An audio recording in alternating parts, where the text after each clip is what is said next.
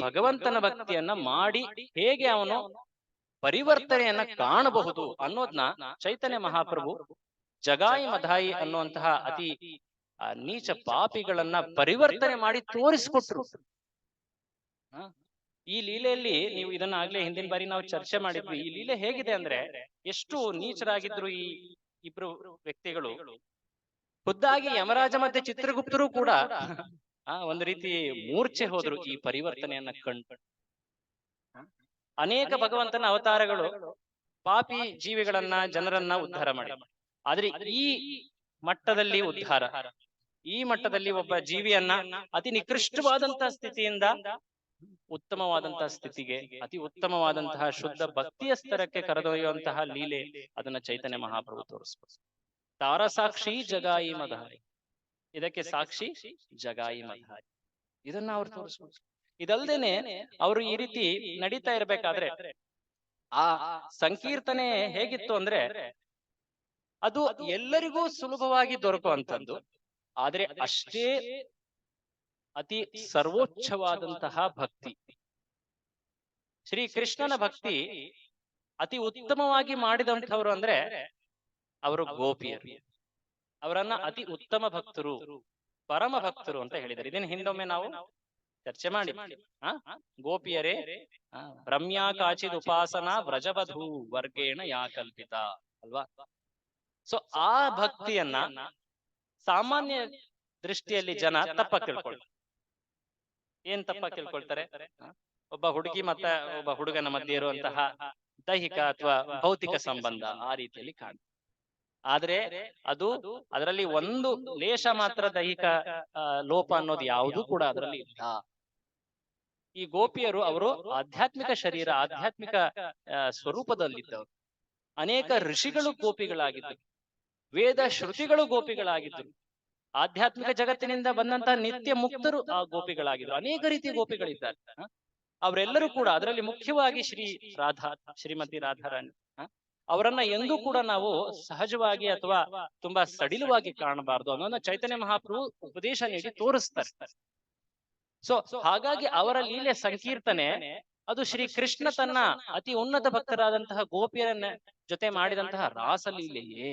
ಆದ್ರೆ ಸಂಕೀರ್ತನೆ ಎಲ್ಲರಿಗೂ ದೊರಕುತ್ತೆ, ಆದ್ರೆ ಯಾವುದೇ ಒಂದು ತಪ್ಪು ಅರ್ಥದ ವಿನ, ಅದರ ರಹಿತವಾಗಿ, ಯಾವುದೇ ಒಂದು ತಪ್ಪು ಕಲ್ಪನೆಯನ್ನ ನಮ್ಮಲ್ಲಿ ನೀಡದೆ ಅದೇ ಉತ್ತಮ ಭಕ್ತಿಯನ್ನ ಪ್ರತಿಯೊಬ್ಬರಿಗೂ ನೀಡುವಂತಹ ಮಾರ್ಗ ಅದು ಚೈತನ್ಯ ಮಹಾಪ್ರಭುವಿನ ಸಂಕೀರ್ತನೆ. ಇದನ್ನ ಅವರು ತೋರಿಸ್ಬೇಕು. ಇದಾದ ಮೇಲೆ ಒಮ್ಮೆ ಅವರು ಆಲೋಚನೆ ಮಾಡ್ತಾ ಇದ್ರು, ನಾನು ಈ ರೀತಿಯಾದಂತಹ ಅತಿ ಉನ್ನತ ಉಜ್ವಲ ರಸ ಭಕ್ತಿಯನ್ನ ನೀಡ್ಲಿಕ್ಕೆ ಬಂದಿದ್ದೀನಿ, ಆದ್ರೂ ಕೂಡ ಕೆಲವರು ಆ ಕರ್ಮ ಮಾರ್ಗ, ಜ್ಞಾನ ಮಾರ್ಗವನ್ನ ಅದನ್ನೇ ಉತ್ತಮ ಅಂತ ತಿಳ್ಕೊಂಡು ಅದರಲ್ಲಿಯೇ ಅಹಂಕಾರ ಬಿಟ್ಟು ನನ್ನನ್ನ ಸರಿಯಾಗಿ ಸ್ವೀಕರಿಸ್ತಾ ಇಲ್ಲ ನಾನು ನೀಡುವವರನ್ನ. ಹಾಗಾಗಿ ನಾನು ಸಾಮಾಜಿಕ ಸ್ತರದಲ್ಲಿ ಆ ಸ್ಥಿತಿಯನ್ನ ನಾನು ಸ್ವೀಕರಿಸ್ತೀನಿ. ಯಾವ ಸ್ಥಿತಿ? ಆ ಸ್ಥಿತಿಯಲ್ಲಿ ಪ್ರತಿಯೊಬ್ಬರು ನನ್ನನ್ನ ಬಾಹ್ಯ ರೂಪದಲ್ಲಿ ಗೌರವಿಸ್ತಾರೆ. ಆ ಗೌರವ ನೀಡ್ತಾ ಇದ್ದ ಹಾಗೆ ನಾನು ಅವರಿಗೆ ಭಕ್ತಿಯನ್ನ ಪ್ರದಾನ ಮಾಡ್ತೀನಿ. ಅದು ಯಾವ ಸ್ಥಿತಿ? ಅದುವೇ ಸನ್ಯಾಸ. ಚೈತನ್ಯ ಮಹಾಪ್ರಭುಗಳು ಸನ್ಯಾಸ ಸ್ವೀಕರಿಸೋದಕ್ಕೆ ಉದ್ದೇಶ ಏನಾಗಿತ್ತು? ಭಕ್ತಿಯನ್ನ ನೀಡುವಂತ ಉದ್ದೇಶ ಅಷ್ಟೇ. ಭಕ್ತಿ ಮಾರ್ಗದಲ್ಲಿ ಸನ್ಯಾಸ ಅದು ಭಗವಂತನಲ್ಲಿ ಸಂಪೂರ್ತಿಯಾಗಿ ಸಮರ್ಪಣೆಯ ಒಂದು ಪ್ರತೀಕ ಅಷ್ಟೇ. ಭಕ್ತಿ ಮತ್ತೆ ವೈರಾಗ್ಯ ಇವು ನಾವು ಸಾಕಷ್ಟು ಬಾರಿ ವೈರಾಗ್ಯವನ್ನ ಕೆಲವೊಮ್ಮೆ ಅಧ್ಯಾತ್ಮ ಅಂತ ಹೇಳ್ತೀವಿ. ಆದ್ರೆ ವೈರಾಗ್ಯ ಅದು ಭಕ್ತಿಯಿಂದ ಸಹಜವಾಗಿ ಬರುತ್ತೆ. ಈಗ ಗೋಪಿಯರು ಅವರ ವೈರಾಗ್ಯ ಪರಮ ವೈರಾಗ್ಯ ನೋಡಿ. ಅವರು ಶ್ರೀ ಕೃಷ್ಣನಿಗೆ ಅಂತ ಹೇಳಿ ಏನೆಲ್ಲಾ ತ್ಯಾಗ ಮಾಡಿದ್ರು ಅಲ್ವೇ? ಹೊರ ರೂಪದಲ್ಲಿ ಅವರೊಬ್ಬ ಸ್ತ್ರೀಯ ರೂಪದಲ್ಲಿದ್ದರು ಅಲ್ವೇ? ಅವರನ್ನ ಪರಮ ಸನ್ಯಾಸಿಗಳಾದಂತಹ ಮಧ್ವಾಚಾರ್ಯ, ರಾಮಾನುಜಾಚಾರ್ಯ, ಶ್ರೀ ಚೈತನ್ಯ ಮಹಾಪ್ರಭುಗಳು ಅವರನ್ನು ಮೆಚ್ಚುತ್ತಾರೆ, ಅವರ ಗುಣಗಾನವನ್ನ ಮಾಡ್ತಾರೆ. ಸೊ ಹಾಗಾಗಿ ವೈರಾಗ್ಯ ಅನ್ನೋದು ಭಕ್ತಿಗೆ ಅನುಕೂಲಕರವಾದಂತನ್ನ ಸ್ವೀಕರಿಸೋದು, ಪ್ರತಿಕೂಲವಾದದನ್ನ ತ್ಯಜಿಸೋದು ಅಷ್ಟೇ. ಸೊ ಅದನ್ನ ಅವರು ಸ್ವೀಕರಿಸಿದರು. ಶ್ರೀ ಕೃಷ್ಣ ಸರ್ವಶಕ್ತ, ಎಲ್ಲವೂ ಕೂಡ ಅವನದ್ದೇ. ಆದರೂ ಕೂಡ ಈ ಲೀಲೆಯಲ್ಲಿ ಅವನು ಎಲ್ಲವನ್ನು ತ್ಯಾಗ ಮಾಡ್ತಾ ಇದ್ದಾನೆ. ಹಾಗಾಗಿ ಈ ಲೀಲೆ ತುಂಬಾನೇ ವಿಶೇಷ. ಯಾವುದೇ ಒಂದು ಅವತಾರದಲ್ಲಿ ಚೈತನ್ಯ ಮಹಾಪ್ರಭು ಅಥವಾ ಭಗವಂತ, ಸಾಮಾನ್ಯವಾಗಿ ಭಗವಂತ ಈ ಸ್ಥಿತಿಯನ್ನ ಸ್ವೀಕರಿಸಿರ್ಲಿಲ್ಲ. ವಾಮನನಾಗಿ ಬಂದಾಗ ಬಾಲ ಬ್ರಹ್ಮಚಾರಿಯಾಗಿದ್ದ, ವಟು ರೂಪದಲ್ಲಿದ್ದ. ನರನಾರಾಯಣ ಋಷಿಯಾಗಿದ್ದಾಗ ಋಷಿಯಾಗಿದ್ದ, ಮೊದಲನೇ ಋಷಿಯಾಗಿದ್ದ, ಋಷಿಯಾಗಿ ಈಗಲೂ ಕೂಡ ಇದ್ದಾನೆ ಬದರಿಕಾಶ್ರಮದಲ್ಲಿ. ಆದರೆ ಚೈತನ್ಯ ಮಹಾಪ್ರಭು ಬಾಲ್ಯಾವಸ್ಥೆ, ನಂತರ ಪಾಂಡಿತ್ಯ, ನಂತರ ಗೃಹಸ್ಥ ಜೀವನ, ನಂತರ ಸನ್ಯಾಸವನ್ನ ಸ್ವೀಕರಿಸಿದ್ರು. ಅವರಿಗೆ ಸನ್ಯಾಸ ಸ್ವೀಕರಿಸುವಂತ ಅಗತ್ಯ ಏನಿತ್ತು? ಸಾಮಾನ್ಯ ಜೀವಿಗೆ ಸನ್ಯಾಸ ಅಗತ್ಯ ಯಾಕಾಗತ್ತೆ? ಸಂಸಾರದ ಜೊತೆ ಅತಿ ಆಸಕ್ತಿಯನ್ನ ಅವನು ಬೆಳೆಸ್ಕೊಂಡಾಗ ಅದರಿಂದ ಮುಕ್ತನಾಗ್ಲಿಕ್ಕೆ ಸನ್ಯಾಸವನ್ನ ಸ್ವೀಕರಿಸಬೇಕಾಗತ್ತೆ. ವಾನಪ್ರಸ್ಥ ಸನ್ಯಾಸ ಅಲ್ವೇ? ಸಂಸಾರಿ ಜೀವಿಗಳಿಗೆ ಇದು ವರ್ಣಾಶ್ರಮ ಪದ್ಧತಿ, ವರ್ಣ ಮತ್ತೆ ಆಶ್ರಮ ಪದ್ಧತಿಯಲ್ಲಿ ಇದು ಒಂದು ಸ್ಥಿತಿ. ಆದ್ರೆ ಭಗವಂತನೇ ಯಾಕೆ ಸನ್ಯಾಸವನ್ನ ಸ್ವೀಕರಿಸ್ಬೇಕಾಯ್ತು? ಭಗವಂತನಿಗೆ ಏನ್ ಅಗತ್ಯ ಇದೆ ಸನ್ಯಾಸವನ್ನ ಅವನಿಗೇನಾದ್ರೂ ಆಸಕ್ತಿ ಇದೆಯಾ? ಇಲ್ಲ. ಆದರೂ ಕೂಡ ಸನ್ಯಾಸವನ್ನ ಚೈತನ್ಯ ಮಹಾಪ್ರಭುಗಳು ಭಗವಂತ ಸ್ವೀಕರಿಸ್ತಾ ಇದ್ದಾನೆ. ಯಾಕೆ? ಯಾಕೆ? ಯಾವ ಉದ್ದೇಶದಿಂದ ಸನ್ಯಾಸವನ್ನ ಸ್ವೀಕರಿಸ್ತಾ ಇದ್ದಾರೆ ಚೈತನ್ಯ ಮಹಾಪ್ರಭು? ಭಕ್ತಿಯ ಪ್ರಚಾರಕ್ಕೆ. ಭಕ್ತಿಯ ಪ್ರಚಾರಕ್ಕೆ. ಯಾವಾಗ ನನ್ನನ್ನ ಸನ್ಯಾಸಿ ರೂಪದಲ್ಲಿ ಜನ ನೋಡ್ತಾರೋ ಆಗ ನನ್ನನ್ನು ಗೌರವಿಸ್ತಾರೆ. ಆ ಕಿಂಚಿತ್ ಗೌರವ, ಅದರ ಮೂಲಕವೇ ನಾನು ಎಲ್ಲವನ್ನ ಅವರಿಗೆ ಪ್ರದಾನ ಮಾಡ್ತೀನಿ. ನನ್ನ ಮುಂದೆ ಅವರು ತಲೆಬಾಗ್ತಾರೆ, ಆಗ ನಾನು ಕೃಷ್ಣ ಪ್ರೇಮವನ್ನ ನೀಡ್ಲಿಕ್ಕೆ ಬಯಸ್ತೀನಿ. ಭಗವಂತ ನೀಡ್ಲಿಕ್ಕೆ ಬಯಸ್ತಾ ಇದ್ದಾನೆ, ಅದನ್ನ ಸ್ವೀಕರಿಸುವಂತಹ ಒಂದು ಸ್ಥಿತಿ ಜೀವಿಲಿರ್ಬೇಕು ಅಲ್ವೇ? ಅವನು ಉನ್ನತವಾದಂತಹ ವಸ್ತುವನ್ನ ನೀಡ್ತಾ ಇದ್ದಾನೆ, ಆದ್ರೆ ನಾವು ಸ್ವೀಕರಿಸ್ಲಿಕ್ಕೆ ತಯಾರೇ ಇಲ್ಲ ಅಂದ್ರೆ ಅಲ್ವೇ? ಆ ಸ್ಥಿತಿಗೋಸ್ಕರ ಚೈತನ್ಯ ಮಹಾಪ್ರಭು ಸನ್ಯಾಸವನ್ನ ಸ್ವೀಕರಿಸಿದ. ಮಕರ ಸಂಕ್ರಾಂತಿಯ ಸಮಯ ಅದು. 24 ವರ್ಷವಾಗಿತ್ತು ಅವರಿಗೆ. ಆಗ ಬಂಗಾಳದ ಕಟ್ವಾ ಅನ್ನುವಂತಹ ಒಂದು ಪ್ರದೇಶದಲ್ಲಿ ಈ ಒಬ್ಬ ವ್ಯಕ್ತಿಯಿಂದ ಅವರು ಸ್ವೀಕರಿಸ್ತಾರೆ. ಪರರೂಪದಲ್ಲಿ ಅವರು ಅದ್ವೈತ ಸಂಪ್ರದಾಯದಲ್ಲಿ ಸ್ವೀಕರಿಸಿದ್ರು ಕೂಡ ಸನ್ಯಾಸ ಸ್ವೀಕರಿಸಿದ ಮೇಲೆ ಅವರು ಭಕ್ತರಾಗಿಯೇ ನಡೀತಾರೆ, ಭಕ್ತಿ ಸಂಪ್ರದಾಯದಲ್ಲಿಯೇ ನಡೀತಾರೆ.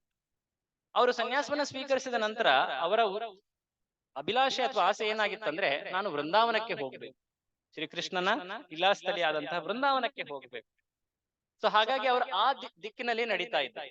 ಆ ದಿಕ್ಕಿನಲ್ಲಿ ನಡೆಯುವಾಗ ಅವರ ಭಕ್ತರು ಎಷ್ಟು ಭಗವಂತನಲ್ಲಿ ಅವರಿಗೆ ಅಕ್ಕರೆ ಅಥವಾ ಪ್ರೀತಿ, ಅವರ ಸಂಘವನ್ನ ಬಿಡ್ಲಿಕ್ಕೆ ಅವರು ತಯಾರೇ ಇಲ್ಲ. ಏನಾದ್ರೂ ಒಂದು ಕಾರಣದಿಂದ ಚೈತನ್ಯ ಮಹಾಪ್ರಭುವನ್ನ, ಸನ್ಯಾಸಿ ಆದಂತಹ ಶ್ರೀ ಚೈತನ್ಯರನ್ನ, ಶ್ರೀ ಕೃಷ್ಣ ಚೈತನ್ಯ ಈಗ ಅವರ ಹೆಸರು, ಸನ್ಯಾಸಿ ಶ್ರೀ ಕೃಷ್ಣ ಚೈತನ್ಯ, ಅವರನ್ನ ಅವರು ಕರೆತರ್ತಾರೆ. ಮತ್ತೆ ಅವರ ತಾಯಿಯ ಮುಂದೆ, ಅವರ ತಾಯಿಯನ್ನ ಕಂಡ್ಬಿಟ್ಟು ಶ್ರೀ ಕೃಷ್ಣ ಚೈತನ್ಯ ಅಳ್ತಾನೆ. ನಾನು ಈ ಭಕ್ತಿಯ ಪ್ರಚಾರಕ್ಕೋಸ್ಕರ ಇದನ್ನ ಸ್ವೀಕರಿಸಿದೆ, ಇದರ ಅರ್ಥ ನಿನ್ನ ಮೇಲೆ ನನಗೆ ಅನಾಸಕ್ತಿ ಅಥವಾ ಅಗೌರವ ಅಥವಾ ವಿರಕ್ತಿ ಅಲ್ಲ. ಚೈತನ್ಯ ಮಹಾಪ್ರಭುವಿನ ಒಂದು ಹೆಸರು ಶಚಿ ನಂದನ, ಶಚಿ ಸುತ ಅಲ್ವೇ? ಗೌರಹರಿ. ಸೊ ಈ ರೀತಿ ಆದ್ರೂ, ಅವನ ಸನ್ಯಾಸಿ ಆದ್ರೂ ಕೂಡ ಅವನಿಗೆ ಹೆಸರು ಹೇಗಿದೆ? ಈ ತಾಯಿಯ ಮಗ, ಯಶೋಧಾನಂದನ, ಶಚಿ ನಂದನ, ಆ ರೀತಿಯಾಗಿ ಅವನ ಹೆಸರು ಅಲ್ವೇ? ಸೊ ಆಗ ಆ ತಾಯಿ, ನೋಡು ಮಗ, ನಿನ್ನ ಸುಖವನ್ನೇ ನಾನು ನನ್ನ ಸುಖ ಅಂತ ಬಯಸ್ತೀನಿ. ನಿನಗೆ ಇದನ್ನೇ ಮಾಡ್ಬೇಕು ಅಂತ ಆಸೆ ಇಟ್ಟಿದ್ರೆ ನನ್ನ ವೈಯಕ್ತಿಕ ಸುಖವನ್ನ ನಾನು ಹಿಂದಿಟ್ಟು ನಿನ್ನ ಆಸೆಯನ್ನೇ ನಾನು ನನ್ನ ಸುಖ ಅಂತ ಬಯಸ್ತಾ ಮುನ್ನಡೀತೀನಿ. ದಯವಿಟ್ಟು ನನಗೆ ಒಂದು ಉಪಕಾರವನ್ನ ಮಾಡು. ಏನು? ತುಂಬಾ ದೂರದ ವೃಂದಾವನಕ್ಕೆ ಹೋಗ್ಬೇಡ, ಹತ್ತಿರದಲ್ಲಿರುವಂತಹ ಜಗನ್ನಾಥ್ಪುರಿಗೆ ಹೋಗಿ. ಜಗನ್ನಾಥ್ಪುರಿ ಮತ್ತೆ ನವದ್ವೀಪ ಅಥವಾ ಮಾಯಾಪುರ, ಇವು ಎರಡು ಹತ್ತಿರದಲ್ಲಿರುವಂತಹ ಪ್ರದೇಶಗಳು. ಅಲ್ಲಿಂದ ಇಲ್ಲಿಂದ ಭಕ್ತರು ನಡೆದಾಡ್ತಾ ಇರ್ತಾರೆ. ನನಗೆ ನಿನ್ನ ಬಗ್ಗೆ ಸುದ್ದಿ ತಿಳಿತಾ ಇರುತ್ತೆ, ನಿನ್ನ ಯೋಗಕ್ಷೇಮ ನನಗೆ ತಿಳಿತಾ ಇರುತ್ತೆ, ಅದೇ ಚಿಂತೆ ನನಗೆ ಯಾವಾಗ್ಲೂ ಇರುತ್ತೆ. ಹಾಗಾಗಿ ನೀನು ಹತ್ತಿರದಲ್ಲೇ ಇರು, ದೂರ ವೃಂದಾವನಕ್ಕೆ ಹೋಗ್ಬೇಡ ಅಂತ ತಾಯಿ ಬೇಡ್ಕೊಳ್ತಾಳೆ. ಚೈತನ್ಯ ಮಹಾಪ್ರಭು ಅವರ ತಾಯಿಗೆ ಗೌರವ ತೋರಿಸ್ತಾ ಅವರು ಜಗನ್ನಾಥ್ಪುರಿಯಲ್ಲಿ ನಿವಾಸ ಮಾಡ್ಲಿಕ್ಕೆ ಪ್ರಾರಂಭ ಮಾಡಿ. ಹಾಗಾಗಿ ಅವರ ಮುಂದಿನ 24 ವರ್ಷ ಅವ್ರು ಎಲ್ಲಿ ಕಳೆದ್ರು? ಜಗನ್ನಾಥ್ಪುರಿಯಲ್ಲಿ. ಅವರ ಇಚ್ಛೆ ಏನಾಗಿತ್ತು? ವೃಂದಾವನ ಅಲ್ವೇ? ಸೊ ಈ ರೀತಿಯಾಗಿ ಲೀಲೆಗಳನ್ನ ಅವರು ಪ್ರದರ್ಶಿಸ್ತಾರೆ. ಜಗನ್ನಾಥ್ಪುರಿ ಅವರು ಪ್ರವಾಸ ಮಾಡೋದೇ ಒಂದು ವಿಸ್ತಾರವಾದಂತಹ ವರ್ಣನೆ. ಎಷ್ಟು ಉತ್ಕಂಠ, ಎಷ್ಟು ಉತ್ಸಾಹದಿಂದ ಅವರು ಆ ಜಗನ್ನಾಥ್ಪುರಿ ಶ್ರೀ ಚೈತನ್ಯ ಭಗವಂತ ಶ್ರೀ ಕೃಷ್ಣನ ಲೀಲಾಸ್ಥಲಿ ಜಗನ್ನಾಥ. ಇಲ್ಲಿ ಕೂಡ ನೀವು ಕಾಣ್ತೀರಿ ಜಗನ್ನಾಥ, ಬಲದೇವ, ಸುಭದ್ರ, ಸುದರ್ಶನ. ಅದಕ್ಕೆ ಶಂಖ ಕ್ಷೇತ್ರ, ಪುರುಷೋತ್ತಮ ಕ್ಷೇತ್ರ ಅಂತ ಹೇಳ್ತಾರೆ. ಜಗನ್ನಾಥಪುರಿ, ಚತುರ್ಧಾಮ, ಚಾರ್ಧಾಮ್ ಇದರಲ್ಲೂ ಕೂಡ ಅದನ್ನ ಗಣಿಸಲಾಗುತ್ತೆ. ಆ ಲೀಲಾ ಕ್ಷೇತ್ರದಲ್ಲಿ ಶ್ರೀ ಕೃಷ್ಣ ಜಗನ್ನಾಥನ ರೂಪ ದಾರು ಬ್ರಹ್ಮ.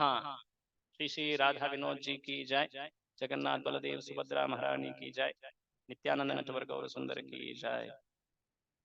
ಸೊ ಅಲ್ಲಿ ಕಾಣ್ತಾ ಇರುವಂತಹ ಜಗನ್ನಾಥ ಇದು ವಿಶೇಷವಾದಂತಹ ರೂಪ, ಶ್ರೀಕೃಷ್ಣನ ರೂಪವೇ.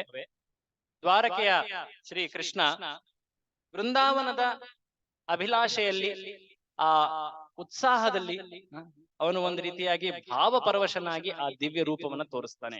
ಕಣ್ಣುಗಳು ತುಂಬಾ ದೊಡ್ಡವಾಗಿವೆ, ಕೈಗಳು ಸಂಕುಚಿತವಾಗಿವೆ, ಕಾಲುಗಳು ಕೂಡ ಒಳಗಡೆ ಹೋಗಿವೆ. ದಾರು ಬ್ರಹ್ಮ ಅಂತ ಹೇಳ್ತಾರೆ. ಅದೊಂದು ಕಟ್ಟಿಗೆ ರೂಪ. ಸಾಮಾನ್ಯವಾಗಿ ಭಗವಂತನ ರೂಪ ಶಿಲೆಯಲ್ಲಿ ಅಥವಾ ಒಂದು ಮೆಟಲ್ ಲೋಹದಲ್ಲಿ ಅದರಲ್ಲಿ ಮಾಡ್ತಾರೆ. ಆದ್ರೆ ಈ ರೂಪ ದಾರು ಬ್ರಹ್ಮ. ದಾರು ಅಂದ್ರೆ ಕಟ್ಟಿಗೆ. ಸೊ ಆ ವಿಶೇಷವಾದಂತಹ ರೂಪ ಜಗನ್ನಾಥಪುರಿ ವಿಶೇಷ ಯಾಕೆ ಅಂದ್ರೆ ಅಲ್ಲಿರುವಂತಹ ಭಗವಂತನ ರೂಪ ಅದು ದ್ವಾರಕಾಧೀಶ ಶ್ರೀ ಕೃಷ್ಣ. ಆದ್ರೆ ಅವನ ಹೃದಯದಲ್ಲಿ ಯಾವಾಗ್ಲೂ ಕೂಡ ಅವನು ವೃಂದಾವನದ ಬಗ್ಗೆ ಆಲೋಚನೆಯನ್ನ ಮಾಡ್ತಾ ಇದ್ದ. ವೃಂದಾವನದ ಭಕ್ತರ ವಿರಹದಲ್ಲಿರುವಂತಹ ಶ್ರೀಕೃಷ್ಣ ಅವನೇ ಶ್ರೀ ಜಗನ್ನಾಥ. ಶ್ರೀ ಚೈತನ್ಯ ಮಹಾಪ್ರಭು ಅವರ ತತ್ವವನ್ನು ನೀವೆಲ್ಲ ತಿಳಿದಿದ್ದೀರಾ. ಯಾರವರು? ಅವರು ಶ್ರೀಕೃಷ್ಣ. ಆದರೆ ಅವರು ಶ್ರೀ ರಾಧೆಯ ಪರಮ ಭಕ್ತಿಯ ಭಾವದಲ್ಲಿ ಬಂದಿದ್ದಾರೆ. ಸೊ ಶ್ರೀಕೃಷ್ಣ ರಾಧೆಯ ವಿರಹದಲ್ಲಿರುವಂತಹ ಶ್ರೀಕೃಷ್ಣ. ಅದೇ ರೀತಿ ಇಲ್ಲಿ ಕೃಷ್ಣ ರಾಧೆಯ ಭಾವದಲ್ಲಿರುವಂತಹ ಕೃಷ್ಣ. ಇವರಿಬ್ಬರು ಭೇಟಿ ಆಗ್ತಾ ಇದ್ದಾರೆ. ಜಗನ್ನಾಥ ಚೈತನ್ಯ ಮಗ ಎಲ್ಲಿ? ಜಗನ್ನಾಥಪುರಿ ಕ್ಷೇತ್ರ. ಆ ಕ್ಷೇತ್ರ ತುಂಬಾನೇ ವಿಶೇಷವಾದಂತಹ ಕ್ಷೇತ್ರ. ಸೊ ಆ ಕ್ಷೇತ್ರದಲ್ಲಿ ಅವರು ಜಗನ್ನಾಥನ ಮೊದಲ ದರ್ಶನಕ್ಕೆ ಅಂತ ಹೋದಾಗ ಮೂರ್ಛೆ ಬಿದ್ದುಬಿಡ್ತಾರೆ. ಅತೀವವಾದಂತಹ ಭಾವಪರವಶತೆಯಲ್ಲಿ ಅವರು ಮೂರ್ಛಿತರಾಗ್ತಾರೆ. ಆ ಸಮಯದಲ್ಲಿ ಆ ದೇವಸ್ಥಾನದ ಮುಖ್ಯ ವ್ಯಕ್ತಿಯಾದಂತಹ ಸಾರ್ವಭೌಮ ಭಟ್ಟಾಚಾರ್ಯ ಅವರನ್ನ ಕರೆದೊಯ್ತಾನೆ. ಅವನು ಅದ್ವೈತ ಸಂಪ್ರದಾಯದ ಪರಮ ಜ್ಞಾನಿಯಾಗಿದ್ದವನು, ಅನೇಕ ಸನ್ಯಾಸಿಗಳ ಗುರುವಾಗಿದ್ದಂಥವನು. ನೀವು ದರ್ಶನ ಶಾಸ್ತ್ರದಲ್ಲಿ, ಫಿಲಾಸಫಿ ಫೀಲ್ಡ್ ಅಲ್ಲಿ ಅವರ ಬಗ್ಗೆ ಈಗಲೂ ಕೂಡ ಓದ್ತೀರಾ. ಅಷ್ಟೊಬ್ಬ ತುಂಬಾ ಪರಮ ಜ್ಞಾನಿಯಾದಂಥವನು ಸಾರ್ವಭೌಮ ಭಟ್ಟಾಚಾರ್ಯ, ನವ್ಯ ನ್ಯಾಯದ ಪರಮ ಶಿಕ್ಷಕನಾಗಿದ್ದವನು. ಆ ವ್ಯಕ್ತಿ ಈ ಯುವ ಸನ್ಯಾಸಿಗೆ ವೇದಾಂತ ಸೂತ್ರವನ್ನ ಬೋಧನೆ ಮಾಡ್ಲಿಕ್ಕೆ ಪ್ರಾರಂಭ ಮಾಡ್ತಾ ಬೋಧನೆ ಮಾಡ್ತಾ ಮಾಡ್ತಾ ಶ್ರೀ ಚೈತನ್ಯ ಮಹಾಪ್ರಭುವಿನ ಪ್ರಭಾವದಲ್ಲಿ ಅವನು ಬಂದು ಚೈತನ್ಯ ಮಹಾಪ್ರಭುಗಳಿಂದನೇ ವೇದಾಂತ ಸೂತ್ರದ ಅರ್ಥವನ್ನ ಅವನು ಕೇಳ್ತಾನೆ, ಅರ್ಥ ಮಾಡ್ಕೊಳ್ತಾನೆ, ಸರಿಯಾಗಿ ತಿಳಿತಾನೆ ವೇದದ ಅರ್ಥ ಏನು. ಅದಾದ ಮೇಲೆ ಸಾರ್ವಭೌಮ ಭಟ್ಟಾಚಾರ್ಯ ಭಕ್ತಿಯನ್ನ ಸ್ವೀಕರಿಸ್ತಾನೆ. ಅದ್ವೈತ ಜ್ಞಾನ ಮಾರ್ಗದಲ್ಲಿದ್ದಂಥವನು ಭಕ್ತಿ ಮಾರ್ಗವನ್ನ ಸ್ವೀಕರಿಸ್ತಾನೆ. ಚೈತನ್ಯ ಮಹಾಪ್ರಭುಗಳ ಲೀಲೆಯಲ್ಲಿ ಇದನ್ನ ಅನೇಕ ಬಾರಿ ನೀವು ನೋಡ್ತೀರಾ. ಪರಮ ಜ್ಞಾನಿಯಾದವನು ಭಕ್ತನಾದ, ಅತಿ ನೀಚನಾದವನು ಭಕ್ತನಾದ, ವಿಧರ್ಮ ಅಥವಾ ಅಧರ್ಮ ಮಾರ್ಗದಲ್ಲಿದ್ದಂಥವನು ಅವನು ಭಕ್ತನಾದ. ಎಲ್ಲಾ ಜೀವಿಗಳಿಗೂ ಕೂಡ ಭಕ್ತಿಯನ್ನು ಪ್ರದಾನ ಮಾಡಿದವರು ಕೃಷ್ಣ ಪ್ರೇಮ ಪ್ರದಾಯತೆ ಅಂತ ಹೇಳಿದ್ದಾರೆ ಅವರು, ಅಲ್ವೇ? ಅವರು ಚೈತನ್ಯ. ಸೊ ಈ ರೀತಿಯಾಗಿ ಪರಮ ಜ್ಞಾನಿ ಆದಂಥವನು ಅದ್ವೈತ ಮಾರ್ಗದಲ್ಲಿದ್ದವನನ್ನ ಭಕ್ತನನ್ನಾಗೆ ಮಾಡಿದ್ರು ಶ್ರೀ ಚೈತನ್ಯ ಮಹಾ. ಇದಾದ ಮೇಲೆ ಅವರಿಗೆ ಭಕ್ತಿ ಪ್ರಚಾರ ಮಾಡುವಂತಹ ಉದ್ದೇಶ ಇದ್ದೇ ಇದೆ. ಅದಕ್ಕೆ ಸನ್ಯಾಸ ಸ್ವೀಕರಿಸಿರೋದು ನೋಡಿ. ಸೊ ಅವರು ಒಂದು ನೆಪವನ್ನ ಮಾಡ್ತಾರೆ. ಏನ್ ನೆಪ? ನನ್ನ ಅಣ್ಣನಾದಂಥವನನ್ನ ನಾನು ನೋಡಬೇಕು. ನನ್ನ ಅಣ್ಣ ವಿಶ್ವರೂಪ, ನನ್ನ ಬಾಲ್ಯದಲ್ಲೇ ಅವನು ಎಲ್ಲವನ್ನ ತ್ಯಜಿಸಿ ಹೋಗಿದ್ದ, ಅವನನ್ನ ನಾನು ಕಾಣಬೇಕು.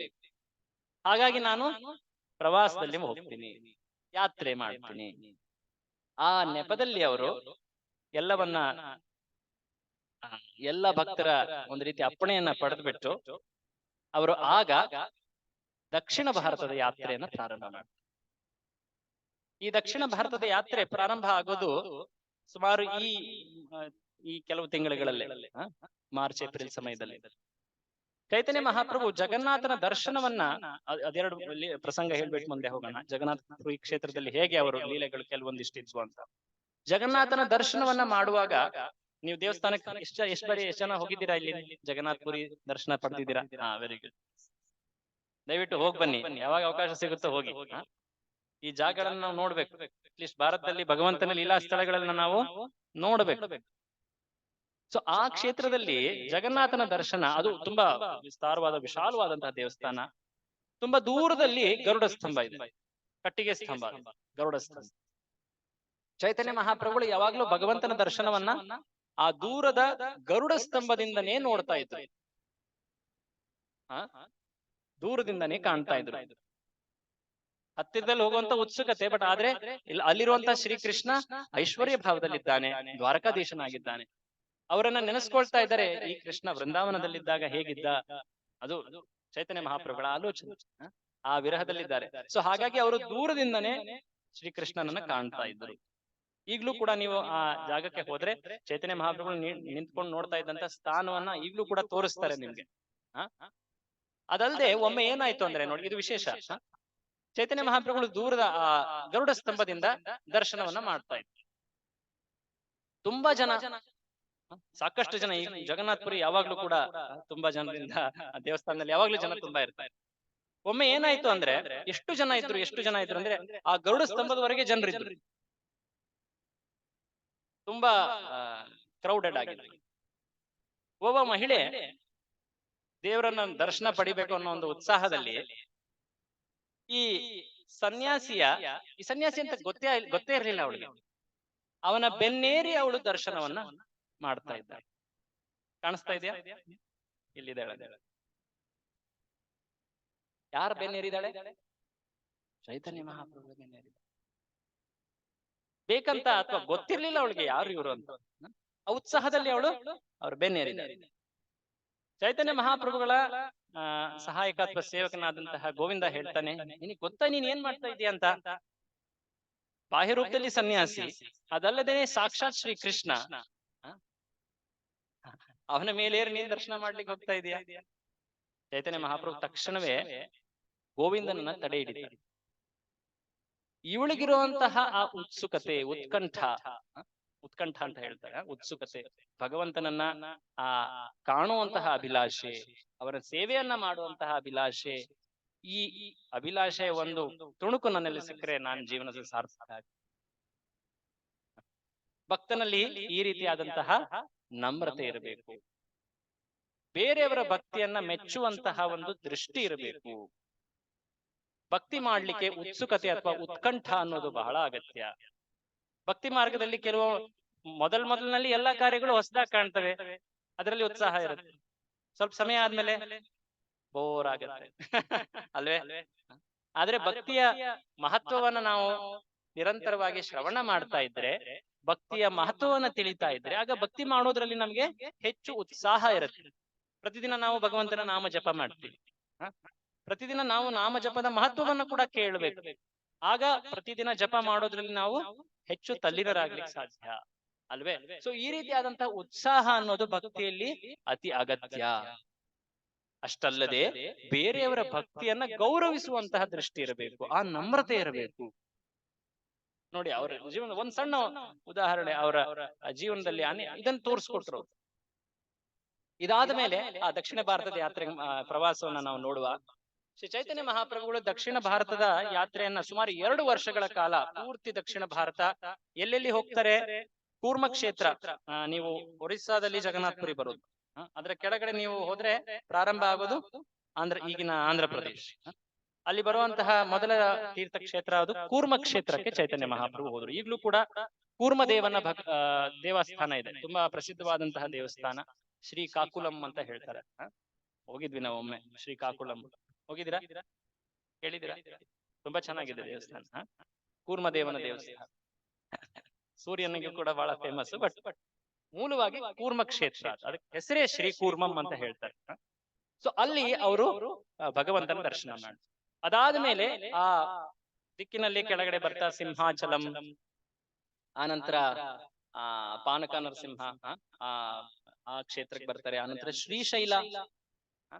ಶ್ರೀಶೈಲದಲ್ಲಿ ಮಂಜುನಾಥ ಮತ್ತೆ ಭ್ರಮರಾಂಬಾ ದೇವಿ. ಇನ್ಫ್ಯಾಕ್ಟ್ ಖುದ್ದಾಗಿ ಶಿವ ಮತ್ತೆ ಪಾರ್ವತಿ ಒಬ್ಬ ಬೇಡ ಮತ್ತೆ ಬೇಡನ ಹೆಂಡತಿಯ ರೂಪದಲ್ಲಿ ಬಂದು ಚೈತನ್ಯ ಮಹಾಪ್ರಭುವನ್ನ ಸೇವೆ ಮಾಡ್ತಾರೆ ಶ್ರೀಶೈಲ ಕ್ಷೇತ್ರದಲ್ಲಿ. ಒಂದು ತುಂಬಾ ಘನ ಅರಣ್ಯ ಇರುವಂತಹ ಜಾಗ ಅದು. ಅಲ್ಲಿಂದ ಕೆಳಗಡೆ ಬರ್ತಾ ಅವರು ತಿರುಪತಿಗೆ ಬರ್ತಾರೆ. ಕಾಳಹಸ್ತಿ, ತಿರುಪತಿಯಲ್ಲಿ ಅನೇಕ ದಿನಗಳನ್ನ ಅವರು ಭಗವಂತ ಶ್ರೀನಿವಾಸನ ದರ್ಶನ, ಅಲ್ಲಿ ಕೀರ್ತನೆಯನ್ನ ಮಾಡ್ತಾರೆ. ನಂತರ ಕಾಂಚಿ, ಕಾಂಚೀಪುರದಲ್ಲಿ ಆ ಏಕಾಂಬ್ರ, ಇತ್ತೀಚೆಗೆ ನಾವು ಹೋಗಿದ್ವಿ ನಮ್ಮ ತಾಯಿರ ಜೊತೆ. ಏಕಾಂಬರೇಶ್ವರ ಅಂತ ಏನ್ ಹೇಳ್ತಾರೆ, ಶಿವನ ದರ್ಶನ. ಆನಂತರ ಕಾಮಾಕ್ಷಿ, ಅಲ್ಲಿ ಕೂಡ ಹೋಗ್ತಾರೆ. ಆನಂತರ ವಿಶೇಷವಾಗಿ ವರದರಾಜಸ್ವಾಮಿ, ವರದರಾಜಸ್ವಾಮಿ ಪೆರುಮಾಳ್ನ ಆ ದರ್ಶನವನ್ನ ಪಡಿತಾರೆ. ಅಲ್ಲಿ ನೃತ್ಯವನ್ನ ಮಾಡ್ತಾರೆ. ಚೈತನ್ಯ ಮಹಾಪ್ರಭು ಎಲ್ಲೆಡೆ ಹೋದ್ರು ಕೂಡ ಅವರು ಏನ್ ಮಾಡ್ತಾ ಇದ್ರು, ಭಗವಂತನ ನಾಮ ಸಂಕೀರ್ತನೆ ಮಾಡಿ. ಆ ನಾಮ ಸಂಕೀರ್ತನೆಯನ್ನ ಕಂಡ ಮಾತ್ರದಿಂದನೇ ಜನ ಭಗವಂತನ ಭಕ್ತಿಯನ್ನ ಸ್ವೀಕರಿಸ್ತಾ ಇದ್ರು, ಪರಿವರ್ತಿತರಾಗ್ತಾ ಇದ್ರು. ತಕ್ಷಣವೇ ಭಗವಂತನ ಭಕ್ತಿಯ ಪ್ರಭಾವ ಅವರಲ್ಲಿ ಕಾಣ್ತಾ ಇತ್ತು, ಅವರ ಮನಸ್ಸು ಶುದ್ಧವಾಗ್ತಾ ಇತ್ತು. ಸೊ ಈ ರೀತಿ ಕಾಂಚೀಪುರ, ಆನಂತರ ಕೆಳಗಡೆ ಹೋಗ್ತಾ ಶ್ರೀರಂಗಂ, ಅಲ್ಲಿ 4 ತಿಂಗಳು ಕೂಡ ಕಾಲ ಅವರು ಅಲ್ಲೇ ಇರ್ತಾರೆ. ಆ ಚತುರ್ಮಾಸದ ಸಮಯದಲ್ಲಿ ಶ್ರೀರಂಗ ಕ್ಷೇತ್ರದಲ್ಲಿ ಅನೇಕ ಲೀಲೆಗಳಾಗಿದೆ ಪ್ರತಿಯೊಂದು ಕ್ಷೇತ್ರದಲ್ಲಿ. ನಾನು ಜಸ್ಟ್ ಆ ಜಾಗಗಳನ್ನ ನಿಮ್ಗೆ ಉಲ್ಲೇಖ ಮಾಡ್ತಾ ಇದ್ದೀನಿ. ಆನಂತರ ಮಧುರೈ ಜಾಗ, ದಕ್ಷಿಣ ಮಥುರೆ ಅಂತಾನು ಕೂಡ ಹೇಳ್ತಾರೆ ಅದಕ್ಕೆ. ಆನಂತರ ಕನ್ಯಾಕುಮಾರಿ, ಆನಂತರ ಅನಂತ ಪದ್ಮನಾಭ ಸ್ವಾಮಿಯ ತಿರುವನಂತಪುರ, ತಿರುವೆತ್ತೂರ್, ಆದಿಕೇಶವ ದೇವಸ್ಥಾನ, ಅಲ್ಲಿ ಈ ಜಾಗಗಳಲ್ಲಿ ಅನೇಕ ತುಂಬಾ ವಿಶೇಷವಾದಂತಹ ಗ್ರಂಥಗಳನ್ನು ಕೂಡ ಪಡಿತಾರೆ ಅವರು. ಕೃಷ್ಣ ಕರುಣಾಮೃತ, ಬ್ರಹ್ಮ ಸಂಹಿತೆ, ತಾವು ಕೇಳಿದಿರಲ್ಲ ಬ್ರಹ್ಮ ಸಂಹಿತೆ.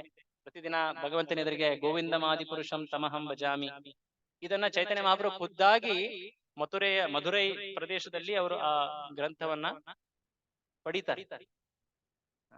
ಸೊ ಅದಾದ ಮೇಲೆ ತಿರುವನಂತಪುರ, ನಂತರ ಉಡುಪಿ, ಕರ್ನಾಟಕದ ಉಡುಪಿ ಕ್ಷೇತ್ರಕ್ಕೆ ಬರ್ತಾರೆ. ಅಲ್ಲಿ ಉಡುಪಿ ಕೃಷ್ಣನ ದರ್ಶನ ಪಡೆದು ಅಲ್ಲಿ ಕೀರ್ತನೆಯನ್ನ ಮಾಡ್ತಾರೆ. ಅದಾದ ಮೇಲೆ ಹೋಗ್ತಾ ನೋಡಿ ಯಾವ ರೂಪದಲ್ಲಿ ಹೋಗ್ತಾ ಇದ್ದಾರೆ ಅಂತ. ಆನಂತರ ಪಂಢರಪುರ, ಪಾಂಡುರಂಗ ವಿಠಲ, ಆನಂತರ ಮುಂಬಾದೇವಿ ದರ್ಶನವನ್ನು ಕೂಡ ಮಾಡ್ತಾರೆ. ಈ ರೀತಿಯಾಗಿ ಅವರು ನಂತರ ವಾಪಸ್ ಜಗನ್ನಾಥಪುರಿಗೆ ತೆರಳುತ್ತಾರೆ. ಒಟ್ಟಾರೆ ಎಷ್ಟು ಸಮಯ ಆಯ್ತು? 2 ವರ್ಷಗಳು. ಒಟ್ಟಾರೆ 6 ವರ್ಷ ಅವರು ಪ್ರವಾಸ ಮಾಡಿದ್ರು, ಪೂರ್ತಿ ಭಾರತದ ಪ್ರವಾಸ. ಆದ್ರೆ 2 ವರ್ಷ ದಕ್ಷಿಣ ಭಾರತದ ಪ್ರವಾಸದಲ್ಲಿ ಆಯ್ತು. ಅದಲ್ಲದೆ ಅನೇಕ ಜಾಗಗಳಿಗೆ ಹೋದ್ರು, ವೃಂದಾವನ ಹೋದ್ರು, ರಾಮಕೇಲಿ ಆ ಕಡೆ ಎಲ್ಲ ಹೋದ್ರು, ಉತ್ತರ ಪೂರ್ವ ಭಾರತ ಆ ಕಡೆ ಎಲ್ಲ ಹೋದ್ರು, ತೆರಳಿದ್ರು. ಪ್ರತಿ ಕಡೆ ಹೋದಾಗ್ಲೂ ಕೂಡ ಅವರು ಅನೇಕ ಲೀಲೆಗಳನ್ನ ತೋರಿಸಿದ್ದಾರೆ. ಒಂದು ಲೀಲೆ ಜಸ್ಟ್ ನೆನೆಸ್ಕೊಂಡ್ಲಿಕ್ಕೆ, ಈ ಲೀಲೆ ಆಗೋದು ಕೂರ್ಮ ಕ್ಷೇತ್ರದಿಂದ ಚೈತನ್ಯ ಮಹಾಪ್ರಭು ಮುನ್ನಡೀತಾ ಇದ್ದಾರೆ. ಒಬ್ಬ ಕುಷ್ಠರೋಗಿ, ಹೆಸರು ವಾಸುದೇವ. ಈ ವ್ಯಕ್ತಿ ನೋಡಿ, ನಮ್ಮ ಜೀವನದಲ್ಲಿ ಆಗುವಂತಹ ಘಟನೆಗಳು ನಮ್ಮ ಹಿಂದಿನ ಕರ್ಮಗಳಿಗೆ ಸಂಬಂಧಿತವಾಗಿದೆ. ಒಬ್ಬ ವ್ಯಕ್ತಿಗೆ ಈ ರೀತಿಯಾದಂತಹ ರೋಗ ಇದೆ, ಇದರ ಅರ್ಥ ಶಾಸ್ತ್ರ ಹೇಳುತ್ತೆ ಅವನ ಹಿಂದಿನ ಕಾರ್ಯಗಳು ಆ ರೀತಿ ಆಗಿದ್ವು. ಪಾಪ ಕಾರ್ಯಗಳ ಪ್ರಭಾವದಿಂದಾಗಿ ಆ ರೀತಿಯ ರೋಗಗಳು ಬರ್ತವೆ, ಜೀವನದಲ್ಲಿ ಕಷ್ಟಗಳು ಬರ್ತವೆ. ಸೊ ಇವೆಲ್ಲ ಸಂಕೇತ. ಸೊ ಈ ರೀತಿಯಾಗಿ ಅವನು ನರಳುತ್ತಾ ಇದ್ದ. ಯಾರು? ವಾಸುದೇವ ಕುಷ್ಠರೋಗದಿಂದ ನರಳುತ್ತಾ ಇದ್ದ. ಕಿವಿ ಕೇಳಿಸ್ತು, ಚೈತನ್ಯ ಮಹಾಪ್ರಭು ಸಾಕ್ಷಾತ್ ಶ್ರೀ ಕೃಷ್ಣ ಸಂಕೀರ್ತನೆಯನ್ನ ಮಾಡ್ತಾ ಮುನ್ನಡಿತಾ ಇದ್ದಾನೆ. ಈಗ ತಾನೇ ಹತ್ತಿರದಲ್ಲಿರುವಂತಹ ಈ ಹಳ್ಳಿಯಿಂದ ಮುಂದೆ ಹೋದ. ಅಯ್ಯೋ, ವಾಸುದೇವ ಶ್ರೀ ಚೈತನ್ಯ ಮಹಾಪ್ರಭುವನ್ನ ಭೇಟಿ ಆಗ್ಲಿಕ್ಕೆ ಅಂತ ಅವನು ಹಾತೊರಿತಾ ಇದ್ದ.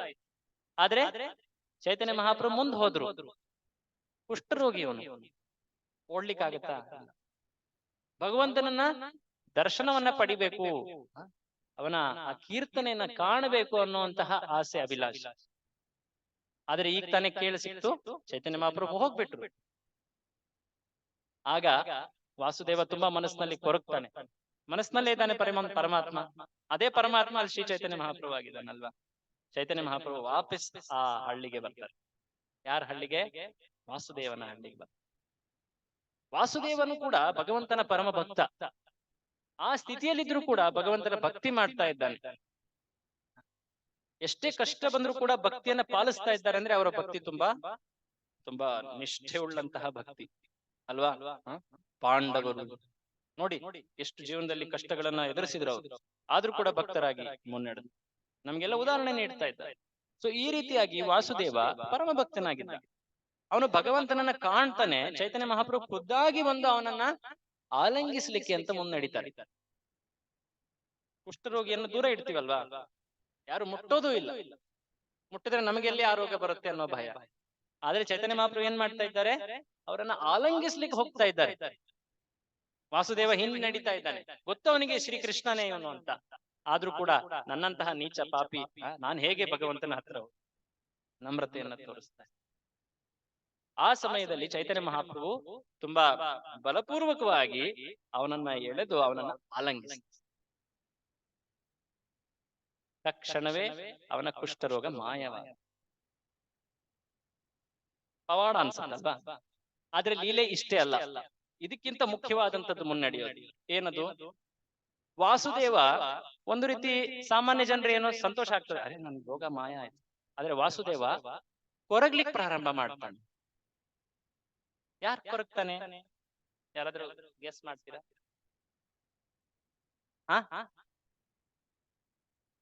ಕೇಳಿಸ್ಲಿಲ್ಲ. ಅಚ್ಚಾ, ಅವರಿಗೆ ಕಾಯಿಲೆ ತಗಲುತ್ತೆ ಅಂತನಾ? ಇಲ್ಲ, ಅದು ಅವನ ಉದ್ದೇಶ ಆಗಿಲ್ಲ. ಅವನಿಗೆ ಗೊತ್ತಿತ್ತು ಭಗವಂತನಿಗೆ ಕಾಯಿಲೆಗಳು, ಅವನ ಶರೀರವೇ ದಿವ್ಯ ಶರೀರ ಅಲ್ವಾ? ಏನಾದ್ರೂ ಬೇರೆ ಕಾರಣ ಆಗಿರ್ಬೋದಾ? ಯಾಕೆ ಅವನು ಕೊರಗ್ತಾ ಇದ್ದ? ಅವನ ಮನಸ್ಸಿನಲ್ಲಿ ಒಂದು ದುಃಖ ಆಯ್ತು. ಏನ್ ದುಃಖ ಆಯ್ತು? ಯಾಕೆ ದುಃಖ ಆಯ್ತು?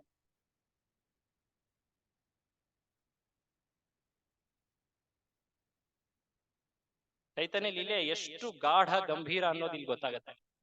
ವಾಸುದೇವ ಕೊರಗ್ತಾ ಇದ್ದ, ಅರೆ ಈಗ ಭಗವಂತನ ಕೃಪೆ ನನಗೆ ಸಿಕ್ಕಿದೆ, ಜನ ಎಲ್ಲರೂ ಕೂಡ ನನ್ನನ್ನು ಗೌರವಿಸ್ತಾರೆ, ನನ್ನಲ್ಲಿ ಅಹಂಕಾರ ಬೆಳೆಯುತ್ತೆ, ಆ ಅಹಂಕಾರದಿಂದ ನಾನು ಭಗವಂತನಿಂದ ದೂರವಾಗ, ಅಯ್ಯೋ ಬೇಡ ಅವನ್ ಕೊರಗ್ತಾ ಇದ್ದ. ಯಾರು? ವಾಸು. ಅವನು ಬಾಯಿ ಬಿಟ್ಟು ಹೇಳಲೂ ಇಲ್ಲ ಈ ಮಾತನ್ನ.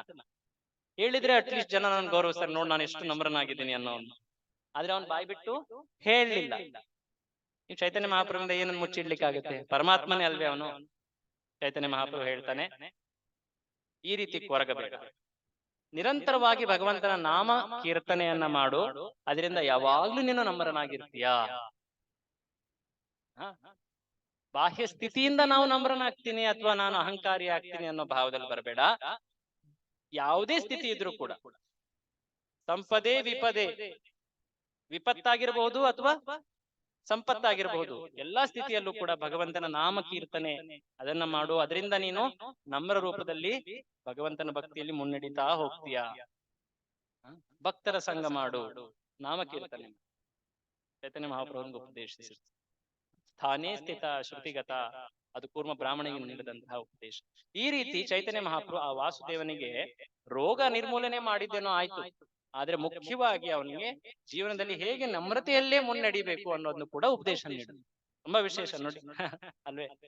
ಇದು ಒಂದು ಲೀಲೆ. ಅವರ ದಕ್ಷಿಣ ಭಾರತೀಯ ಯಾತ್ರೆಯಲ್ಲಿ ಅನೇಕ ಲೀಲೆಗಳಿವೆ. ನೀವು ಚೈತನ್ಯ ಚರಿತಾಮೃತ ಪುಸ್ತಕದಲ್ಲಿ ಇದನ್ನ ಕಾಣಬಹುದು, ಓದಬಹುದು. ಸೊ ಈ ರೀತಿಯಾದಂತಹ ಲೀಲೆಗಳನ್ನ ಮಾಡ್ತಾ ಪ್ರತಿ ಗ್ರಾಮಗಳಲ್ಲಿ, ಪ್ರತಿ ಕ್ಷೇತ್ರದಲ್ಲಿ ಆ ಪ್ರೇಮ ಸಂಕೀರ್ತನೆಯನ್ನ ಪ್ರದರ್ಶಿಸಿದ್ರು, ತೋರಿಸಿದ್ರು. ಆ ಕೀರ್ತನೆಯನ್ನ ಕಂಡಂತಹ ಜನ ಎಷ್ಟು ಪರಿವರ್ತಿತರಾದ್ರಂದ್ರೆ, ಆ ಪ್ರತಿಯೊಬ್ಬ ವ್ಯಕ್ತಿ, ಭಗವಂತನ ಕೀರ್ತನೆಯನ್ನ ಕಂಡಂತ ಪ್ರತಿಯೊಬ್ಬ ವ್ಯಕ್ತಿ ತನ್ನ ಹಳ್ಳಿಗೆ ಹೋದಾಗ ಅವನ ಮೂಲಕ ಅದೇ ರೀತಿಯಾದಂತಹ ಪ್ರಭಾವ ಆ ಎಲ್ಲ ಹಳ್ಳಿಯವ್ರಿಗೆ. ಪ್ರತಿಯೊಬ್ಬ ಚೈತನ್ಯ ಮಹಾಪ್ರಭುವನ್ನ ಕೃಪಾ ಪಾತ್ರ ಆದಂತಹ ವ್ಯಕ್ತಿ ಎಷ್ಟು ಶಕ್ತಿಶಾಲಿ.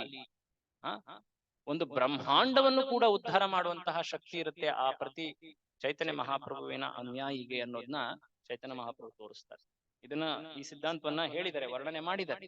ಸೊ ಹೀಗೆ ಈ ಪ್ರೇಮ ಸಂಕೀರ್ತನೆ ಇದನ್ನ ಚೈತನ್ಯ ಮಹಾಪ್ರಭು ದಕ್ಷಿಣ ಭಾರತದಲ್ಲಿ ಅನೇಕ ಜಾಗಗಳಲ್ಲಿ ನಾವು ಒಮ್ಮೆ ಕೇಳಿದ್ವಿ. ಕೆಲವೊಂದು ಜಾಗದಲ್ಲಿ ಭಗವಂತನ ವಿಗ್ರಹ ಇದೆ, ಕೈ ಎತ್ತಿರುವಂತಹ ವಿಗ್ರಹ, 2 ವಿಗ್ರಹಗಳಿವೆ, ಇಲ್ಲಿ ಕಾಣ್ತಾ ಇದೆಯಲ್ಲ, ಇದೇ ರೀತಿ ವಿಗ್ರಹಗಳಿವೆ. ಆದ್ರೆ ಜನಕ್ಕೆ ಗೊತ್ತೇ ಇಲ್ಲ ಅವರ ಹೆಸರು ಕೂಡ. ಆದ್ರೂ ಕೂಡ ಅವರ ಮುಂದೆ ಬಂದು ಹರೇ ಕೃಷ್ಣ ಜಪ ಕೀರ್ತನೆ ಮಾಡಿ. ಇಷ್ಟೊಂದು ಏನ್ ಹೇಳ್ತಾರೆ, ಪೀಳಿಗೆಗಳು ಮುಂದೋಗಿದೆ, ಜನರೇಷನ್ಸ್ ಆಗಿದೆ, ಆದ್ರೂ ಕೂಡ ಆ ಪ್ರಭಾವ ಅನ್ನೋದು ಈಗಲೂ ಕೂಡ ತುಂಬಾ ರಿಮೋಟ್ ವಿಲೇಜಸ್ ಅಲ್ಲಿ ಕೂಡ ಈಗಲೂ ಕೂಡ ಕಾಣಿಸಿಗುತ್ತೆ. ಚೈತನ್ಯ ಮಹಾಪ್ರಭು ಈ ರೀತಿ ನಾಮ ಸಂಕೀರ್ತನೆಯನ್ನ ದಕ್ಷಿಣ ಭಾರತದಲ್ಲಿ ಪ್ರಸಾರ ಮಾಡ್ತಾರೆ. ಇದಾದ ಮೇಲೆ ಅವರು ಮರಳಿ ಎಲ್ಲಿಗೆ ಬರ್ತಾರೆ? ಜಗನ್ನಾಥಪುರಿಗೆ ಬರ್ತಾರೆ. 2 ವರ್ಷ ಕಳೆದಾಯ್ತು. ಇದಾದ ಮೇಲೆ ಅವರು ಮರಳಿ ಬಂದಾಗ ಒಂದು ವಿಶೇಷವಾದಂತಹ ಸಮಯ ಅದು. ಯಾಕೆಂದ್ರೆ ಆ ಸಮಯ ರಥಯಾತ್ರೆಯ ಸಿದ್ಧತೆ ನಡೀತಾ ಇತ್ತು. ನಿಮ್ಗೆಲ್ಲ ಗೊತ್ತಿರ್ಬೋದು, ಶ್ರೀ ಜಗನ್ನಾಥ ತುಂಬಾ ವಿಶೇಷವಾದಂತಹ ವಿಗ್ರಹ. ಅವನಿಗೆ ಒಂದು ಸ್ನಾನ, ಜ್ಯೇಷ್ಠ ಮಾಸದ ಪೂರ್ಣಿಮೆ ಎಂದು ಸ್ನಾನ ಪೂರ್ಣಿಮೆ ಅಂತ ಹೇಳ್ತಾರೆ, ಸ್ನಾನ ಯಾತ್ರ ಅಂತ ಮಾಡ್ತಾರೆ. ಅದು ಜಗನ್ನಾಥನ ಜನ್ಮಾಷ್ಟಮಿಯಲ್ಲಿ ಜನ್ಮತಿಥಿ. ಎಲ್ಲ ಭಕ್ತರಿಗೆ ಭಗವಂತನ ಅಭಿಷೇಕ ಮಾಡುವಂತಹ ಅವಕಾಶ ಎಲ್ಲರಿಗೂ ಸಿಗುತ್ತೆ. ನೆನ್ನೆ ಮಾಡಿದ್ರ ನೀವು ಇಲ್ಲಿ ಸಾಕಷ್ಟು ಜನ ಎಲ್ಲರಿಗೂ ನೀಡಿದ್ರು ಅಲ್ವಾ? ಅದೇ ರೀತಿ ಎಲ್ಲರಿಗೂ ಕೂಡ ಸಾಕಷ್ಟು ಲೀಟರ್ ಗಟ್ಲೆ ನೀರಿನಿಂದ ಅಭಿಷೇಕ ಮಾಡುವಂತಹ ಅವಕಾಶ. ಭಗವಂತನ ಲೀಲೆ ಹೇಗಿದೆ ಅಂದ್ರೆ, ಅದಾದ ಮೇಲೆ ಹತ್ತತ್ರ ಒಂದು ತಿಂಗಳು ಭಗವಂತ ಜ್ವರ ಲೀಲೆಯನ್ನು ತೋರಿಸ್ತಾರೆ. ಒಂದು ರೀತಿ ಜ್ವರ ಬಂದ ಹಾಗೆ, ದಿವ್ಯ ಶರೀರ ಆದ್ರೂ ಕೂಡ ಲೀಲೆ. ಯಾಕೆ? ಆ ಲೀಲೆಯಲ್ಲಿ ಏನ್ ಮಾಡ್ತಾನೆ ಭಗವಂತ? ತನ್ನ ಪ್ರಿಯ ಭಕ್ತರ ಅತಿ ನಿಕಟ ರೂಪದ ಸೇವೆಯನ್ನು ಅವನು ಸ್ವೀಕರಿಸ್ತಾನೆ. ಸಾಕಷ್ಟು ಸುಮಾರು ಒಂದು ತಿಂಗಳ ಕಾಲ ಇದಿರುತ್ತೆ. ಆ ಸಮಯದಲ್ಲಿ ಚೈತನ್ಯ ಮಹಾಪ್ರಭು ವಾಪಸ್ ಜಗನ್ನಾಥಪುರಿಗೆ ಬಂದ. ಹತ್ರ ಒಂದು ತಿಂಗಳ ಆಗ್ತಾ ಬರ್ತಿದ್ದ ಹಾಗೆ ಒಂದು ವಿಶೇಷವಾದಂತಹ ದಿನ ಬರುತ್ತೆ. ಆ ದಿನದಂದು ಭಗವಂತನ ದರ್ಶನ, ನಯನೋತ್ಸವ ಅಂತ ದರ್ಶನ, ಮೊದಲ ದರ್ಶನ, ಜಗನ್ನಾಥನ ದರ್ಶನ. ಒಂದು ತಿಂಗಳವರೆಗೆ ಜಗನ್ನಾಥನ ದರ್ಶನ ಕ್ಲೋಸ್ ಆಗಿರೋ. ಅದಾದ ಮೇಲೆ ನಯನೋತ್ಸವ, ಕಣ್ಣಿಗಳಿಗೆ ಉತ್ಸವ, ಭಗವಂತನ ದರ್ಶನ, ಅದು ಆ ತಿಥಿ. ಚೈತನ್ಯ ಮಹಾಪ್ರಭು ದರ್ಶನವನ್ನ ಪಡೀತಾರೆ. ಅದಾದ ಮೇಲೆ ನೆಕ್ಸ್ಟ್ 2ನೇ ದಿನ ಜಗನ್ನಾಥನ ರಥಯಾತ್ರೆ ಪ್ರಾರಂಭ ಆಗುತ್ತೆ. ರಥಯಾತ್ರೆ ಪ್ರಾರಂಭ ಆಗುತ್ತೆ. ಆ ರಥಯಾತ್ರೆ ಎಲ್ಲಿಂದ ಎಲ್ಲಿಗೆ ಹೋಗುತ್ತೆ? ಭಗವಂತನ ಶ್ರೀ ಮಂದಿರ, ಅದು ದ್ವಾರಕೆ, ಅಲ್ಲಿಂದ ಗುಂಡೀಚ ಮಂದಿರ, ವೃಂದಾವನ, ಇಲ್ಲಿಗೆ ತೆರಳ. ಆ ರಥಯಾತ್ರೆಯಲ್ಲಿ ಭಗವಂತನ ಆ ಮೂಲ ವಿಗ್ರಹವೇ ರಥೆಯಲ್ಲಿ ನಡೆಯುವಂಥದ್ದು. ಇದು ಬೇರೆ ಯಾವ ದೇವಸ್ಥಾನದಲ್ಲೂ ಕಾಣೋದಿಲ್ಲ. ಇಲ್ಲಿ ಮೂಲ ವಿಗ್ರಹ ಇದೆ, ಕೆಳಗಡೆ ಅರ್ಚ ವಿಗ್ರಹಗಳಿವೆ. ಅರ್ಚ ವಿಗ್ರಹ ಅಂದ್ರೆ ಏನು? ಉತ್ಸವ ವಿಗ್ರಹಗಳು. ಯೂಶಲಿ ಉತ್ಸವ ವಿಗ್ರಹಗಳನ್ನ ಉತ್ಸವಕ್ಕೆ ಅಂತ ಹೊರ ಕರ್ಕೊಂಡು ಹೋಗ್ತೀವಿ. ತಾನೇ ನೀವು ನೋಡಿದ್ರಲ್ಲ, ಹೋಲಿ ಉತ್ಸವದಲ್ಲಿ ಸಣ್ಣ ವಿಗ್ರಹಗಳನ್ನು ಕರ್ಕೊಂಡು ಬಂದಿವಿ. ಆದ್ರೆ ಮೂಲ ಭಗವಂತನ ದೊಡ್ಡ ವಿಗ್ರಹ ಏನಿದೆ, ಅದು ಎಂದು ಕೂಡ ಆ ಜಾಗದಿಂದ ಅದನ್ನ ಸ್ಥಳಾಂತರ ಮಾಡೋದಿಲ್ಲ. ಆದ್ರೆ ಈ ಲೀಲೆ, ಜಗನ್ನಾಥನ ಲೀಲೆಗಳಲ್ಲಿ ಆ ಮೂಲ ವಿಗ್ರಹವೇ ರಥೆಯಲ್ಲಿ ಮುನ್ನಡೆಯುತ್ತೆ. ತುಂಬಾ ವಿಶೇಷ. ಸೊ ಆ ರಥೆಯಲ್ಲಿ ಎಲ್ಲಿಗೆ ಹೋಗುತ್ತೆ? ಗುಂಡೀಚ ಅನ್ನುವಂತಹ ಒಂದು ದೇವಸ್ಥಾನಕ್ಕೆ ಹೋಗುತ್ತೆ. ಆ ದೇವಸ್ಥಾನವನ್ನ ಚೈತನ್ಯ ಮಹಾಪ್ರಭುಗಳು ಪೂರ್ತಿ ತಮ್ಮ ಕೈಯಾರೆ ಸ್ವಚ್ಛ ಮಾಡ್ತಾರೆ. ಗುಂಡೀಚ ಮಾರ್ಜನ ಅಂತ ಹೇಳಿ, ಭಗವಂತನ ಆಗಮನವನ್ನ ಹೇಗೆ ಮಾಡಬೇಕು, ಭಗವಂತನನ್ನ ನಮ್ಮ ಹೃದಯದಲ್ಲಿ ಹೇಗೆ ಕರಿಬೇಕು, ಸ್ವೀಕರಿಸಬೇಕು, ತೋರಿಸ್ತಾ ಇದ್ದಾರೆ. ತುಂಬಾ ಕೂಲಂಕುಷವಾಗಿ ಆ ಕ್ಲೀನಿಂಗ್ ಮಾಡ್ತಾರೆ, ಮಾರ್ಜನವನ್ನ ಮಾಡ್ತಾರೆ. ತಾವೇ ಕೈಯಾರೆ ಹೊರಕೆಯನ್ನ ಹಿಡಿದು ಅನಂತರ ನೀರಿನಿಂದ ಸಾಕಷ್ಟು ಸಮಯದವರೆಗೆ ಅವರು ಕ್ಲೀನಿಂಗ್ ಮಾಡ್ತಾರೆ, ಸ್ವಚ್ಛತೆಯನ್ನು ಮಾಡ್ತಾರೆ. ಆ ಸ್ವಚ್ಛತೆಯನ್ನ ಕಂಡುಬಿಟ್ಟು ಜನರಿಗೆ ಎಷ್ಟು ಉತ್ಸಾಹ. ಭಗವಂತನನ್ನ ನಾವು ಆಹ್ವಾನ ಮಾಡ್ಲಿಕ್ಕೆ ಎಷ್ಟು ತತ್ಪರರಾಗಿರ್ಬೇಕು. ಭಗವಂತ ಅವನು ಅನೇಕ ತಿಥಿಗಳಂದು ಅವನು ಪ್ರಕಟವಾಗ್ತಾನೆ. ಜನ್ಮಾಷ್ಟಮಿ, ಸ್ವಲ್ಪ ನಿನ್ನೆ ಗೌರ ಪೂರ್ಣಿಮೆ, ನಂತರ ರಾಮನವಮಿ ಬರೋದಿದೆ ಅಲ್ವೇ? ಇವೆಲ್ಲ ಭಗವಂತನ ಅವತಾರಗಳ ಪ್ರಾಕಟ್ಯ. ಆದ್ರೆ ಆ ಪ್ರಾಕಟ್ಯ ನಮ್ಮ ಹೃದಯದಲ್ಲ ಆಗ್ಬೇಕಲ್ವಾ? ಆ ಹೃದಯದಲ್ಲಿ ಆಗ್ಲಿಕ್ಕೆ ನಾವು ಭಗವಂತನನ್ನ ಆಹ್ವಾನ ಮಾಡ್ಬೇಕು. ಅದಕ್ಕೆ ನಾವು ಉತ್ಸಾಹವನ್ನ ತೋರಿಸ್ಬೇಕು. ಭಗವಂತ ಶ್ರೀ ಮಂದಿರದಿಂದ ಗುಂಡೀಚ ಮಂದಿರಕ್ಕೆ ಬರ್ತಾ ಇದ್ದಾರೆ. ಆ ಗುಂಡೀಚ ಮಂದಿರ ನಮ್ಮ ಹೃದಯದಂತೆ. ಅದನ್ನ ನಾವು ಸ್ವಚ್ಛ ಮಾಡ್ಬೇಕು. ಹೇಗೆ ಸ್ವಚ್ಛ ಮಾಡ್ತೀವಿ? ಭಕ್ತಿ ಮಾರ್ಗದ ಪಾಲನೆಯಿಂದ, ಶ್ರವಣ ಕೀರ್ತನದಿಂದನೇ ಸ್ವಚ್ಛತೆ ಆಗುತ್ತೆ. ಬೇರೆ ಯಾವುದನ್ನು ಪಾಲನೆ ಮಾಡುವಂತ ಅಗತ್ಯ ಇಲ್ಲ. ಸೊ ಅದನ್ನ ಚೈತನ್ಯ ಮಹಾಪ್ರಭು ತೋರಿಸ್ತಾ ಇದ್ದಾರೆ. ಎಷ್ಟು ಗಂಭೀರವಾಗಿರಬೇಕು ನಾವು ಹೃದಯವನ್ನ ಸ್ವಚ್ಛ ಮಾಡುವಂತ ಕಾರ್ಯದಲ್ಲಿ. ಯಾಕೆ? ಭಗವಂತನನ್ನ ನೀವು ಹೇಗೆ ಅಶುದ್ಧವಾದಂತಹ ಸ್ಥಳಕ್ಕೆ ಕರೀಲಿಕ್ಕಾಗತ್ತೆ ಅಲ್ವಾ? ಸೊ ಭಗವಂತನನ್ನ ಕರೆಯೋ ಮುಂಚೆ ನಾವು ಭಕ್ತಿ ಪಾಲನೆ ಮಾಡಿ ಹೃದಯವನ್ನ ಶುದ್ಧ ಮಾಡ್ಕೋಬೇಕು. ಅದಾದ್ಮೇಲೆ ಭಗವಂತ ತಾನೇ ಸಾಕ್ಷಾತ್ ರೂಪದಲ್ಲಿ ಪ್ರಕಟನ ಆಗ್ತಾನೆ. ಪರಮಾತ್ಮನ ರೂಪದಲ್ಲಿ ಇದ್ದೇ ಇದ್ದಾನೆ. ಆದ್ರೆ ಭಗವಂತ ಸಾಕ್ಷಾತ್ ರೂಪದಲ್ಲಿ ತನ್ನ ಎಲ್ಲಾ ಐಶ್ವರ್ಯಗಳೊಂದಿಗೆ ಪ್ರಕಟವಾಗೋದು ಯಾವಾಗ? ನಮ್ಮ ಹೃದಯ ಪೂರ್ತಿಯಾಗಿ ಸ್ವಚ್ಛವಾಗಿ ಪ್ರೇಮವನ್ನ ನಾವು ಪ್ರಾಪ್ತಿ ಪಡೆದಾಗ. ಇದನ್ನ ತೋರಿಸ್ತಾರೆ ಚೈತನ್ಯ. ಇದಾದ ಮೇಲೆ ಆ ದಿನ ಬಂತು. ಜಗನ್ನಾಥನ ಆ ವಿಗ್ರಹಗಳು ರಥೆಯಲ್ಲಿ ವಿರಾಜಮಾನವಾಗಿದ್ದಾವೆ. ಅವುಗಳ ಯಾತ್ರೆಯನ್ನ ಚೈತನ್ಯ ಮಹಾಪ್ರಭು ಖುದ್ದಾಗಿ ತಾವೇ ಮಾಡ್ತಾ ಇದ್ದಾರೆ. ಮೂಲವಾಗಿ ಈ ಲೀಲೆ ಶ್ರೀ ಕೃಷ್ಣ ಕುರುಕ್ಷೇತ್ರದಲ್ಲಿ ಬಂದಾಗ ಗೋಪಿಯರೇ ಮುನ್ನ ಮಾಡಿದಂತಹ ಲೀಲೆ. ಗೋಪಿಯರೇ ಶ್ರೀ ಕೃಷ್ಣನ ರಥವನ್ನ ವೃಂದಾವನಕ್ಕೆ ಇಳಿಯುವಂತಹ ಲೀಲೆ. ಅದನ್ನ ಇಲ್ಲಿ ಮಾಡ್ತಾ ಇದ್ದಾರೆ. ಅದೇ ಭಾವ ಅಲ್ವೇ? ಚೈತನ್ಯ ಮಹಾಪ್ರಭು ಕೃಷ್ಣ, ಆದ್ರೆ ಭಾವ ಇರುವಂತದ್ದು ಆ ಪರಮ ಭಕ್ತರಾದಂತಹ ಗೋಪಿಯರ ಭಾವ, ಶ್ರೀ ರಾಧೆಯ ಭಾವ. ಆದ್ರೆ ದ್ವಾರಕಾಧೀಶ ಶ್ರೀಕೃಷ್ಣ ಜಗನ್ನಾಥ ಅವನು ವಿರಹದಲ್ಲಿದ್ದಾನೆ, ವೃಂದಾವನದ ವಿರಹದಲ್ಲಿ, ವೃಂದಾವನದ ಭಕ್ತರ ವಿರಹದಲ್ಲಿ. ಅವನು ಹೋಗ್ತಾ ಇದ್ದಾನೆ ಈ ವೃಂದಾವನಕ್ಕೆ. ಸೊ ಅವರನ್ನ ಕರ್ಕೊಂಡು ಹೋಗ್ತಾ ಇದ್ದಾರೆ ಚೈತನ್ಯ ಮಹಾಪ್ರಭು. ರಥೆಯಲ್ಲಿರುವಂತಹ ವಿಗ್ರಹವು ಕೃಷ್ಣ.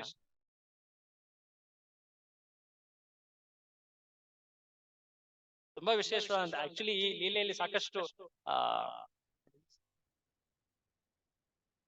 ಸಾಕಷ್ಟು ಗಾಂಭೀರ್ಯ ಇದೆ ಇದರಲ್ಲಿ ಕೂಡ. ಅದರಲ್ಲಿ ನಾವು ಅದರಲ್ಲಿ ಹೋಗೋದು ಬೇಡ. ಆದ್ರೆ ಈ ರೀತಿಯಾದಂತಹ ರಥದಲ್ಲಿ ತುಂಬಾ ವಿಶೇಷವಾದಂತಹ ಭಗವಂತನ ಅಚಿಂತ್ಯ ಶಕ್ತಿಗಳು ಕಂಡು. ಏನದು? ಚೈತನ್ಯ ಮಹಾಪ್ರಭು ಆಯೋಜನೆ ಮಾಡ್ತಾರೆ ಭಗವಂತನ ಆಹ್ವಾನ ಅಥವಾ ರಥಯಾತ್ರೆ ಹೇಗಾಗ್ಬೇಕು, ಭಗವಂತನ ಕೀರ್ತನೆಯಿಂದ ಆಗ. ಸೊ ಎಲ್ಲರೂ ಕೂಡ ಕೀರ್ತನೆಯನ್ನ ಮಾಡಬೇಕು. ಹೇಗೆ ಮಾಡಬೇಕು? ತಾವೇ ಖುದ್ದಾಗಿ 7 ಮಂಡಳಿಗಳನ್ನ ಮಾಡ್ತಾರೆ. ಕೀರ್ತನೆ ಮಂಡಳಿ ಗ್ರೂಪ್ಸ್, ಗುಂಪುಗಳನ್ನ ಮಾಡ್ತಾರೆ. 4 ಗುಂಪುಗಳು ರಥದ ಮುಂದೆ, 2 ಗುಂಪುಗಳು ರಥದ ಸೈಡ್ ಅಲ್ಲಿ, ಅಕ್ಕಪಕ್ಕದಲ್ಲಿ, 1 ಗುಂಪು ಹಿಂದೆ. ಹೇಗೆ ಈಗ ನೋಡಿ, ಭಗವಂತನ ಈಗ ತಾನೇ ನೀವು ಹೋಳಿ ಸಂದರ್ಭದಲ್ಲಿ ನೋಡಿರ್ಬೋದು, ಕೀರ್ತನೆ ಮಾಡ್ಕೊಳ್ತಾ ಭಗವಂತನ ಮುಂದೆ ನಡೆಸ್ತಾರೆ. ವಾಪಸ್ ಕರ್ಕೊಂಡ್ ಕೀರ್ತನೆ ಮಾಡ್ಕೊಳ್ತಾ ಕರ್ಕೊಂಡ್ ಬರೋದು. ಸೊ ಈ ರೀತಿಯಾಗಿ ಚೈತನ್ಯ ಮಹಾಪ್ರಭು ಹೇಗೆ ತೋರಿಸ್ತಾ ಇದ್ದಾರೆ? 4 ಗುಂಪು ಮುಂದೆ, 2 ಗುಂಪು ಅಕ್ಕಪಕ್ಕದಲ್ಲಿ, 1 ಹಿಂದೆ. ಪ್ರತಿಯೊಂದು ಗುಂಪಿನಲ್ಲೂ ಕೂಡ ಒಬ್ಬ ಮುಖ್ಯ ಭಗವಂತನ ನಾಮ ಕೀರ್ತನೆ ಮಾಡುವಂತ ವ್ಯಕ್ತಿ ಇರ್ತಾನೆ. ವಾದ್ಯ ನುಡಿಸೋರು, ಮೃದಂಗ ಕರ್ತಾಲ್, ನೃತ್ಯ ಮಾಡೋರು, ಎಲ್ಲರನ್ನೂ ಕೂಡ ಚೈತನ್ಯ ಮಹಾಪ್ರಭು ಖುದ್ದಾಗಿ ನೇಮಿಸಿದ್ದಾರೆ. ಆದರೆ ವಿಶೇಷ ಏನಂದ್ರೆ, ಚೈತನ್ಯ ಮಹಾಪ್ರಭು ಪ್ರತಿಯೊಂದು ಗುಂಪಿನಲ್ಲೂ ಕೂಡ ನೃತ್ಯ ಮಾಡ್ತಾರೆ. ಈ ರೀತಿಯಾದಂತಹ ಲೀಲೆ ಶ್ರೀ ಕೃಷ್ಣನ ಲೀಲೆಯಲ್ಲೂ ಒಂದಾಗಿತ್ತು. ನೆನಪಿಸ್ಕೊಳ್ಳಿ, ಯಾವ್ದಂತ ನೀವೇ ಹೇಳಿ. ಚೈತನ್ಯ ಮಹಾಪ್ರಭು ಪ್ರತಿಯೊಂದು ಕೀರ್ತನೆಯ ಗುಂಪಿನಲ್ಲೂ ಕೂಡ ನೃತ್ಯ ಮಾಡ್ತಾ ಇದ್ದಾರೆ ತಮ್ಮ ಭಕ್ತರೊಡನೆ. ಎಲ್ಲರಿಗೂ ಕೂಡ ಅನಿಸ್ತಾ ಇದೆ ಚೈತನ್ಯ ಮಹಾಪ್ರಭು ನಮ್ ಜೊತೆನೇ ಇದ್ದಾರೆ, ಬೇರೆ ಎಲ್ಲೂ ಇಲ್ಲ. ಯಾವ ಲೀಲೆ ಆಗಿತ್ತು? ಕೃಷ್ಣನ ಲೀಲೆ, ರಾಸ ಲೀಲೆ. ಕರೆಕ್ಟ್. ಹೋಲಿ ಕೂಡ ಅದೇ ಲೀಲೆ ಇದು. ಸೊ ಕೃಷ್ಣ ಪ್ರತಿಯೊಬ್ಬ ಭಕ್ತನ ಜೊತೆ ಆದಾನ ಪ್ರದಾನ, ಭಕ್ತಿ ಆಸ್ವಾದನೆ ಮಾಡ್ಲಿಕ್ಕೆ, ಅವರನ್ನು ಪೂರ್ತಿಯಾಗಿ ಸಂತುಷ್ಟಿಗೊಳಿಸ್ಲಿಕ್ಕೆ ಅನೇಕ ಸಹಸ್ರ ರೂಪದಲ್ಲಿ ಸ್ವಯಂ ಪ್ರಕಾಶ ಅಂತ ಹೇಳ್ತಾರೆ. ಅದು ಭಗವಂತನ ವಿಸ್ತಾರ ಗೌಣ ರೂಪ ಅಲ್ಲ, ಸಾಕ್ಷಾತ್ ಕೃಷ್ಣನೇ ಆ ರೀತಿಯಾಗಿ ವಿಸ್ತಾರವಾಗಿದೆ. ಈ ಕೃಷ್ಣ ಮೂಲ, ಈ ಕೃಷ್ಣ ಇದು ವಿಸ್ತಾರ ಆ ರೀತಿ ಅಲ್ಲ, ಎಲ್ಲವೂ ಕೂಡ ಮೂಲವೇ. ಈ ರೀತಿಯಾಗಿ ಅನೇಕ ಲೀಲೆಗಳಿವೆ. ಬ್ರಹ್ಮ ವಿಮೋಹನ ಲೀಲೆ ಕೇಳಿರ್ಬೋದು ನೀವು. ಅದರಲ್ಲೂ ಕೂಡ ಕೃಷ್ಣ ಪ್ರತಿಯೊಂದು ಹಸುವಾಗಿ, ಪ್ರತಿಯೊಬ್ಬ ಗೋಪನಾಗಿ ವಿಸ್ತಾರವಾಗಿದ್ದ. ದ್ವಾರಕೆಯಲ್ಲಿ ಪ್ರತಿಯೊಬ್ಬ ರಾಣಿ ಜೊತೆ ಅವನು ವಿಸ್ತಾರವಾಗಿ ಪ್ರತಿಯೊಬ್ಬ ರಾಣಿಯನ್ನು ಸಂತುಷ್ಟಿ ಪಡಿಸ್ತಾನೆ ಅಲ್ವೇ. ಆದ್ರೆ ವೃಂದಾವನದಲ್ಲಿ ಆಗುವಂತ ಈ ಲೀಲೆಯಲ್ಲಿ ಕೋಟಿ ಕೋಟಿ ಗೋಪಿಯರಿದ್ದಾರೆ. ಪ್ರತಿಯೊಬ್ಬ ಗೋಪಿಯ ಜೊತೆ ಕೃಷ್ಣ ವಿಸ್ತಾರವಾಗಿ ಅವರೊಡನೆ ಭಕ್ತಿಯ ಆದಾನ ಪ್ರದಾನ ಆಸ್ವಾದನೆಯನ್ನ ಮಾಡ್ತಾ ಇದ್ದಾನೆ. ಅದರ ಒಂದು ಸ್ವಲ್ಪ ಪರಿಚಯ ಚೈತನ್ಯ ಮಹಾಪ್ರಭುನ ಈ ಒಂದು ಲೀಲೆಯಲ್ಲಿ. ಆ 7 ಗುಂಪಿನಲ್ಲೂ ಕೂಡ ಚೈತನ್ಯ ಮಹಾಪ್ರಭು ನೃತ್ಯ ಮಾಡ್ತಾ ಇದ್ದಾರೆ. ಇದನ್ನ ಮೇಲ್ಗಡೆ ನಿಂತು ಒಬ್ಬ ರಾಜ ನೋಡ್ತಾ ಇದ್ದಾನೆ. ಈ ರಾಜ ವಿಶೇಷವಾದವನು. ಹೆಸರೇನ್ ಗೊತ್ತಾ? ಈ ರಾಜನ ಹೆಸರು, ಇವನು ಕೂಡ ಭಗವಂತನ ಭಕ್ತ. ಹೇಳಿ. ಪ್ರತಾಪರುದ್ರ. ಕಾಳಿಂಗ ರಾಜರಲ್ಲಿ ಗಜಪತಿ ರಾಜರು ಅಂತ ಒಂದು ಗಜಪತಿ ವಂಶ ಇದೆ. ಹೇಗೆ ಈ ಕಡೆ ಕೃಷ್ಣದೇವರಾಯರ ವಂಶ ಎಲ್ಲ ನಡೆಯುತ್ತೆ ದಕ್ಷಿಣ ಭಾರತದಲ್ಲಿ, ಅದೇ ರೀತಿ ಗಜಪತಿ ಕಳಿಂಗ ಅಥವಾ ಉತ್ಕಲ ಪ್ರದೇಶ ಅಂತ ಹೇಳ್ತಾರೆ, ಒರಿಸ್ಸಾ. ಆ ಪ್ರದೇಶದಲ್ಲಿ ಆಳ್ವಿಕೆ ಮಾಡಿದಂತಹ ರಾಜರ ವಂಶ ಅದು ಗಜಪತಿ ರಾಜರ ವಂಶ. ಅದರಲ್ಲಿ ಪ್ರತಾಪರುದ್ರ ಆಗಿನ ಸಮಯದಲ್ಲಿ ರಾಜ ಅಂತ. ಜಗನ್ನಾಥಪುರಿ ಆ ಎಲ್ಲ ಸಾಮ್ರಾಜ್ಯ ಅವನ ಸಾಮ್ರಾಜ್ಯದಲ್ಲೇ ಬರ್ತಾ ಇತ್ತು. ಇವನು ಕೂಡ ಪರಮ ಭಕ್ತ, ಜಗನ್ನಾಥನ ಭಕ್ತ ಇವನು. ಆ ವಂಶದಲ್ಲಿ ಈಗಲೂ ಕೂಡ ಏನು ಒಂದು ಪ್ರತೀತಿ ಏನಿದೆ ಅಂದ್ರೆ, ಭಗವಂತನ ರಥಯಾತ್ರೆ ಸಮಯದಲ್ಲಿ ರಾಜನೇ ಖುದ್ದಾಗಿ ಬಂದು ಪೊರಕೆ ಹಿಡಿದು ಜಗನ್ನಾಥನ ರಥಯಾತ್ರೆ ಪ್ರಾರಂಭ ಆಗೋ ಮುಂಚೆ ಆ ಜಾಗವನ್ನ ಅವನು ಗುಡಿಸ್ತಾನೆ. ನಾನು ಹೊರರೂಪದಲ್ಲಿ ರಾಜ ಸಾಮ್ರಾಟನಾಗಿರ್ಬೋದು, ಆದ್ರೆ ನಿನ್ನ ಮುಂದೆ ನಾನು ಒಬ್ಬ ತುಚ್ಛ ಸೇವಕ. ಈ ಸೇವೆಯೇ ನನ್ನ ಪರಮ ಸಿದ್ಧಿ. ಇದನ್ನ ತೋರಿಸ್ತಾ ಇದ್ದಾನೆ. ಸೊ ಪ್ರತಾಪರುದ್ರ ಆ ರೀತಿಯಾದಂತಹ ಭಕ್ತ ಅವನು. ಆ ಕುಲದಲ್ಲಿ ಆ ಭಕ್ತಿಯ ಸಂದರ್ಭದಲ್ಲಿ ಬೆಳೆದಂಥವನು. ಅವನು ಚೈತನ್ಯ ಮಹಾಪ್ರಭುವನ್ನ ಕಾಣ್ಲಿಕ್ಕೆ ತುಂಬಾನೇ ಹಾತೊರಿತಾ ಇದ್ದ. ಆದ್ರೆ ಚೈತನ್ಯ ಮಹಾಪ್ರಭು ಸನ್ಯಾಸ ಆಶ್ರಮದಿಂದ ಸಂಸಾರಿ ಜನರನ್ನ, ಅವರು ಅದರ ರಾಜರನ್ನ, ಈ ರೀತಿಯಾಗಿ ಭೌತಿಕ ಸ್ಥಿತಿಯಲ್ಲಿ ಉನ್ನತರಾದಂಥವರನ್ನ, ಸಾಮಾನ್ಯವಾಗಿ ಅವರು ಹೆಚ್ಚು ಭೌತಿಕ ವಿಷಯದಲ್ಲೇ ಮಗ್ನರಾಗಿರ್ತಾರೆ, ಅಂತಹವರನ್ನ ಭೇಟಿ ಆಗ್ತಾರೆ. ರಾಜ ಹಾತೊರಿತಾ ಇದ್ದಾನೆ, ಆದ್ರೆ ಚೈತನ್ಯ ಮಹಾಪ್ರಭು ಅಲ್ಗಳಿತಾ ಇದ್ದಾರೆ. ಆದ್ರೆ ಅವನಿಗೆ ಒಂದು ಕೃಪೆಯನ್ನ ನೀಡಿದ್ರೆ ಏನು, ದೂರದಿಂದಾನೇ ಚೈತನ್ಯ ಮಹಾಪ್ರಭುಗಳ ಈ ಲೀಲೆ, ಏನ್ ಲೀಲೆ, ಆ ಏಳು ಗುಂಪಿನಲ್ಲಿ ಅವರು ಕೀರ್ತನೆಯಲ್ಲಿ ಪಾಲ್ಗೊಂಡ್ರು, ಅದನ್ನ ಅವನು ಕಂಡ. ಅವನು ಕಂಡಾದ್ಮೇಲೆ ನೋಡಿ, ಚೈತನ್ಯ ಮಹಾಪ್ರಭು ಜಗನ್ನಾಥನ ಮುಂದೆ ಪ್ರತಿ ರಥಯಾತ್ರೆಯಲ್ಲಿ ಈ ಲೀಲೆಯನ್ನ, ಈ ಈ ಕಾರ್ಯವನ್ನ ಅವನು ಮಾಡ್ತಾ ಇದ್ದ, ಕೈಂಕರ್ಯವನ್ನ ಮಾಡ್ತಾ ಇದ್ದ. ಚೈತನ್ಯ ಮಹಾಪ್ರಭುವನ್ನು ಕಾಣ್ಲಿಕ್ಕೆ ತುಂಬಾನೇ ಹಾತೊರಿತಾ ಇದ್ದಾನೆ. ಆದ್ರೆ ಚೈತನ್ಯ ಮಹಾಪ್ರಭುವನ್ನು ಕೇಳಲಿಕ್ಕೆ ಯಾರನ್ನಾದ್ರೂ ಕಳಿಸಿದ್ರೆ ಚೈತನ್ಯ ಮಹಾಪ್ರಭು ಹೇಳ್ತಾ ಇದ್ರು, ಅವನೇನಾದ್ರೂ ಬಂದ್ರೆ ನಾನು ಈ ಜಾಗದಿಂದ ಹೊರ ಹೋಗ್ತೀನಿ, ನಾನಿಲ್ಲಿ ಇರೋದಿಲ್ಲ. ಈ ರೀತಿಯಾಗಿ ಚೈತನ್ಯ ಮಹಾಪ್ರಭು ಹೇಳ್ತಾ ಇದ್ದಾರೆ. ಒಂದು ರೀತಿ ಅವನಲ್ಲಿ ಆ ಉತ್ಕಂಠ ಅಥವಾ ಉತ್ಸಾಹವನ್ನ ಹೆಚ್ಚು ಮಾಡುವಂತಹ ಒಂದು ಉದ್ದೇಶ ಅವರದ್ದು. ಒಂದು ಸಮಯದಲ್ಲಿ ಪ್ರತಾಪರುದ್ರ ರಥಯಾತ್ರೆ ಸಮಯ ಅದು. ಅವನು ಭಗವಂತ ಚೈತನ್ಯ ಮಹಾಪ್ರಭುಗಳ ನಿಕಟ ಭಕ್ತರಾದಂತಹ ನಿತ್ಯಾನಂದರಿಗೆ ಹೋಗಿ ತಮ್ಮ ವಿನಂತಿಯನ್ನ ಮುಂದಿಡ್ತಾರೆ. ಚೈತನ್ಯ ಮಹಾಪ್ರಭುಗಳನ್ನ ಕಾಣುವಂತ ಇಷ್ಟೊಂದು ಆಸೆ ನಿನ್ನಲ್ಲಿದೆ, ನೀನು ಭಕ್ತರ ಸೇವೆಯನ್ನು ಕೂಡ ಮಾಡ್ತಾ ಇದ್ದೀಯಾ, ಈ ರಥಯಾತ್ರೆಗೆ ಬರುವಂತ ಪ್ರತಿಯೊಬ್ಬ ಭಕ್ತರನ್ನು ಕೂಡ ನೀನು ಚೆನ್ನಾಗಿ ನೋಡ್ಕೊಳ್ತಾ ಇದ್ದೀಯಾ, ಅವರು ಉಳ್ಕೊಳ್ಳುವಂತ ಜಾಗ ಆಗಿರ್ಬೋದು, ಅವರಿಗೆ ಪ್ರಸಾದದ ವ್ಯವಸ್ಥೆ ಆಗಿರ್ಬೋದು, ಅವರಿಗೆ ಎಲ್ಲ ರೀತಿಯ ಸಂರಕ್ಷಣೆಯನ್ನು ನೀಡ್ತಾ ಇದ್ದೀಯಾ. ಹಾಗಾಗಿ ಚೈತನ್ಯ ಮಹಾಪ್ರಭು ನಿಮಗೆ ಕೃಪೆಯನ್ನ ಕೊಡ್ತಾರೆ. ಆದ್ರೆ ನೀನು ನಿನ್ನ ರಾಜವೇಷವನ್ನ ಬಿಟ್ಟು ರಥಯಾತ್ರೆಯ ಸಮಯದಲ್ಲಿ ಒಂದು ಉದ್ಯಾನವನ ಬರುತ್ತೆ, ಒಂದು ಉದ್ಯಾನವನದಲ್ಲಿ ಚೈತನ್ಯ ಮಹಾಪ್ರಭು ವಿಶ್ರಾಂತಿಗೆ ಅಂತ ಬರ್ತಾರೆ. ಅಲ್ಲಿ ನೀನು ಭಗವಂತನ ಚೈತನ್ಯವರ ಸೇವೆಗೋಸ್ಕರ ಕಾಯ್ತಾ. ಯಾರು ಹೇಳಿದ್ರು? ನಿತ್ಯಾನಂದ ಪ್ರಭು ಹೇಳಿದ್ರು. ಯಾರಿಗೆ ಹೇಳಿದ್ರು? ಪ್ರತಾಪರುದ್ರ. ಸೊ ಪ್ರತಾಪರುದ್ರ ಕಾಯ್ತಾ ಇದ್ದಾನೆ. ಎಲ್ಲಿ? ಗಾರ್ಡನ್ ಅಲ್ಲಿ ಕಾಯ್ತಾ ಇದ್ದ. ಚೈತನ್ಯ ಮಹಾಪ್ರಭು ಆ ಕೀರ್ತನೆಯಲ್ಲಿ ಎಲ್ಲ ನೃತ್ಯ ಮಾಡಿ ಎಲ್ಲ ಭಕ್ತರಿಗೆ ಸಂತುಷ್ಟಿಗೊಳಿಸಿ ನಡೀತಾ ಇದ್ದಾರೆ. ಒಂದ್ ಸಮಯದಲ್ಲಿ ಅವರು ವಿಶ್ರಾಂತಿಗೋಸ್ಕರ ಆ ಉದ್ಯಾನವನಕ್ಕೆ ಬರ್ತಾರೆ. ಅವರು ಮಲ್ಕೊಂಡಿದ್ದಾರೆ. ಅವರ ಮಲಗಿರುವಂತಹ ಸ್ಥಿತಿಯನ್ನು ಕಂಡು ಪ್ರತಾಪರುದ್ರ, ಅವನು ರಾಜವೇಷದಲ್ಲಿಲ್ಲ, ಸಾಮಾನ್ಯ ವ್ಯಕ್ತಿ ಅಂತಿಲ್ಲ, ಅವನು ಮುಂದೆ ಬರ್ತಾನೆ. ಬಂದು ಚೈತನ್ಯ ಮಹಾಪ್ರಭುಗಳ ಕಾಲನ್ನು ಒತ್ತಲಿಕ್ಕೆ ಪ್ರಾರಂಭ. ಸಾಮಾನ್ಯ ವ್ಯಕ್ತಿ ಆಗಿ ರೂಪದಲ್ಲಿರೋದ್ರಿಂದ ಚೈತನ್ಯ ಮಹಾಪ್ರಭುವನ್ನ ನಿರಾಕರಿಸುವುದು. ಆದ್ರೆ ಕೇವಲ ಆ ಸೇವೆ ಮಾಡೋದಷ್ಟೇ ಅಲ್ಲ, ಅವನು ಒಂದು ವಿಶೇಷವಾದಂತಹ ಭಗವಂತನ ಸ್ತುತಿಯನ್ನ ಹೇಳ್ತಾನೆ. ಆ ಸ್ತುತಿ ಭಾಗವತದ ಗೋಪಿಯರ ಸ್ತುತಿ. ಯಾವಾಗ ಶ್ರೀಕೃಷ್ಣ ಆ ರಾಸಲೀಲೆಯನ್ನ ತೊರೆದು ಅದೃಶ್ಯವಾಗ್ತಾನೋ, ಆಗ ಗೋಪಿಯರು ಕೃಷ್ಣನನ್ನ ಹುಡುಕ್ತಾ ಒಂದು ಗೀತೆಯನ್ನ ಹಾಡ್ತಾರೆ. ಗೋಪ್ಯ ಊಚುಹು ಹೇಳಿದಿರ, ತುಂಬಾ ವಿಶೇಷವಾದಂತಹ ಸ್ತುತಿ ಇದು. ದಶಮ ಸ್ಕಂದದಲ್ಲಿ ಬರುವಂತಹದ್ದು. ಅದರಲ್ಲೂ ವಿಶೇಷವಾದಂತಹ ಶ್ಲೋಕ.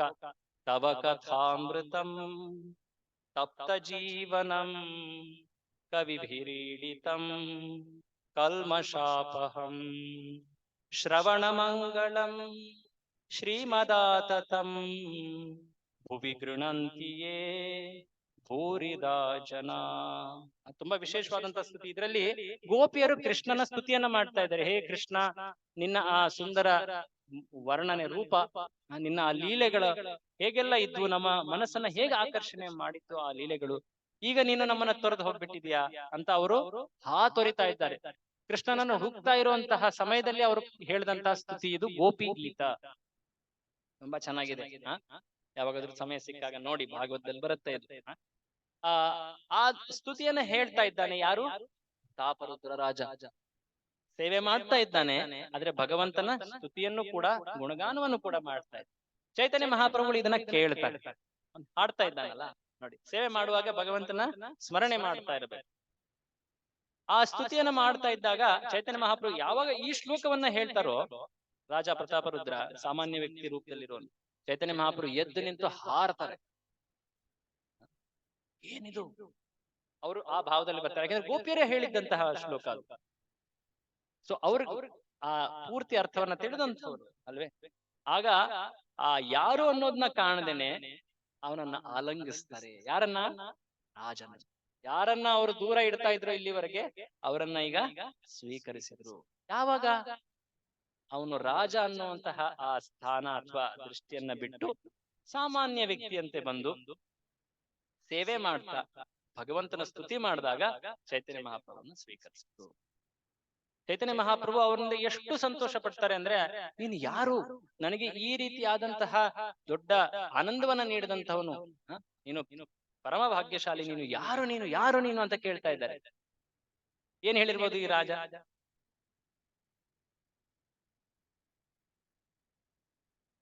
ಹೇಳಿ ಹೇಳಿ. ದೇವಾ.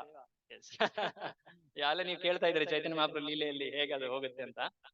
ಸೊ ಅವನು ಹೇಳ್ದ, ನಾನು ನಿಮ್ಮ ಭಕ್ತರ ಸೇವಕ,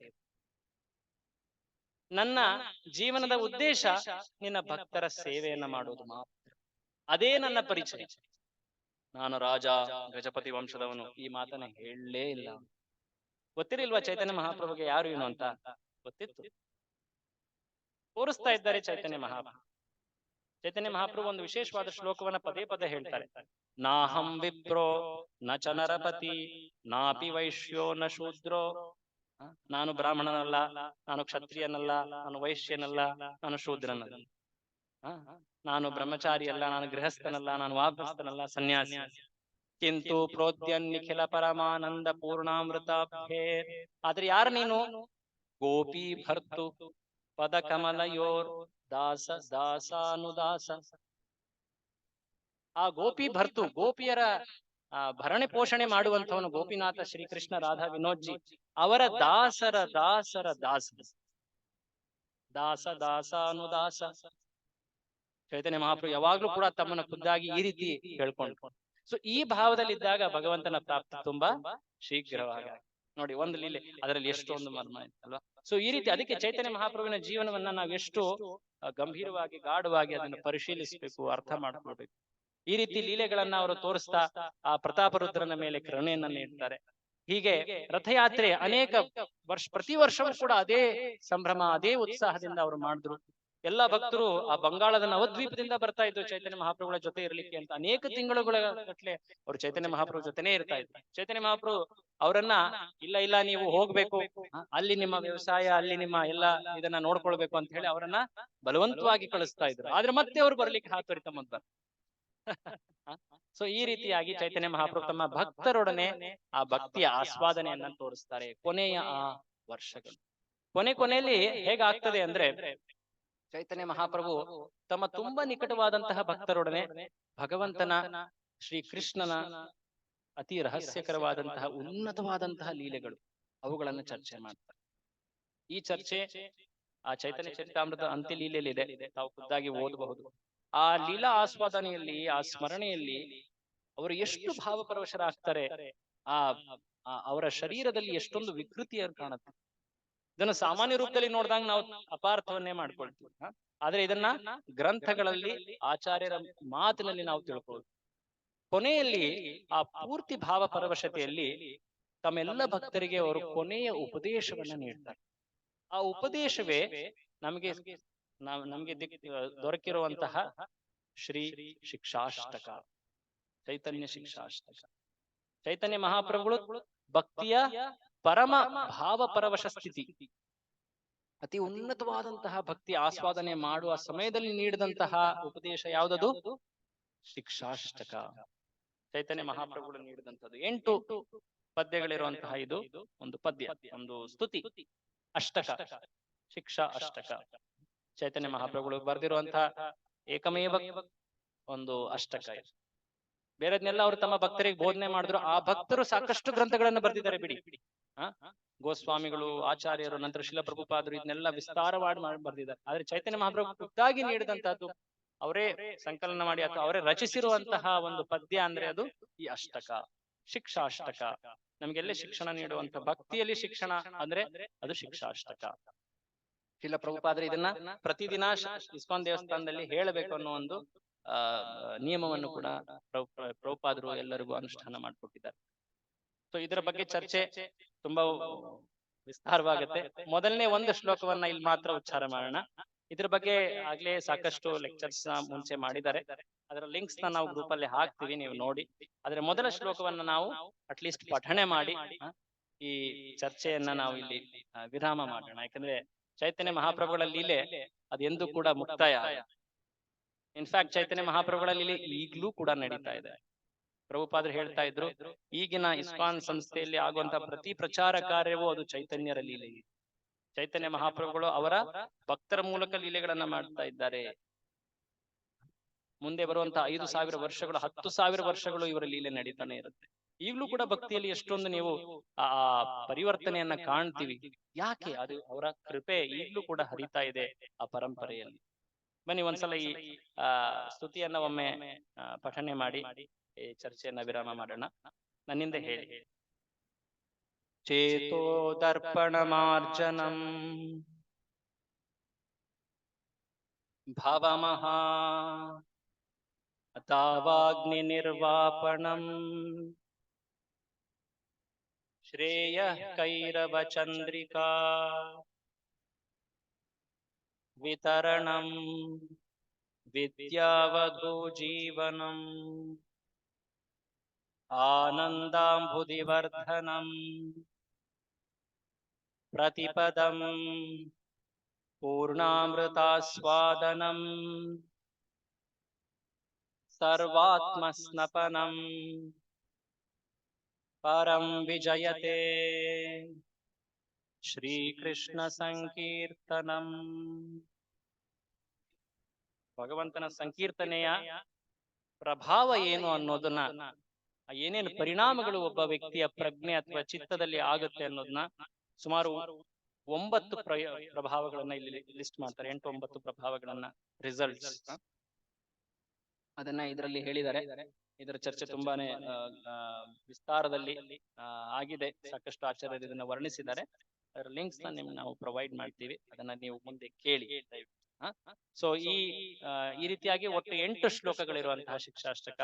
ಪ್ರತಿಯೊಬ್ಬ ಜೀವಿ ಹೇಗೆ ಭಕ್ತಿಯಲ್ಲಿ ಮುನ್ನಡಿತಾ ಹೋಗಬೇಕು, ಅತಿ ಉನ್ನತವಾದಂತಹ ಸ್ಥಿತಿ, ಭಗವಂತನ ಶುದ್ಧ ಪ್ರೇಮದ ಸ್ಥಿತಿಯನ್ನ ಹೇಗೆ ಪ್ರಾಪ್ತಿ ಮಾಡ್ಕೊಳ್ಬಹುದು ಅನ್ನೋದನ್ನ ಈ ಅಷ್ಟಕದಲ್ಲಿ ವರ್ಣನೆ ಮಾಡ್ತಾರೆ.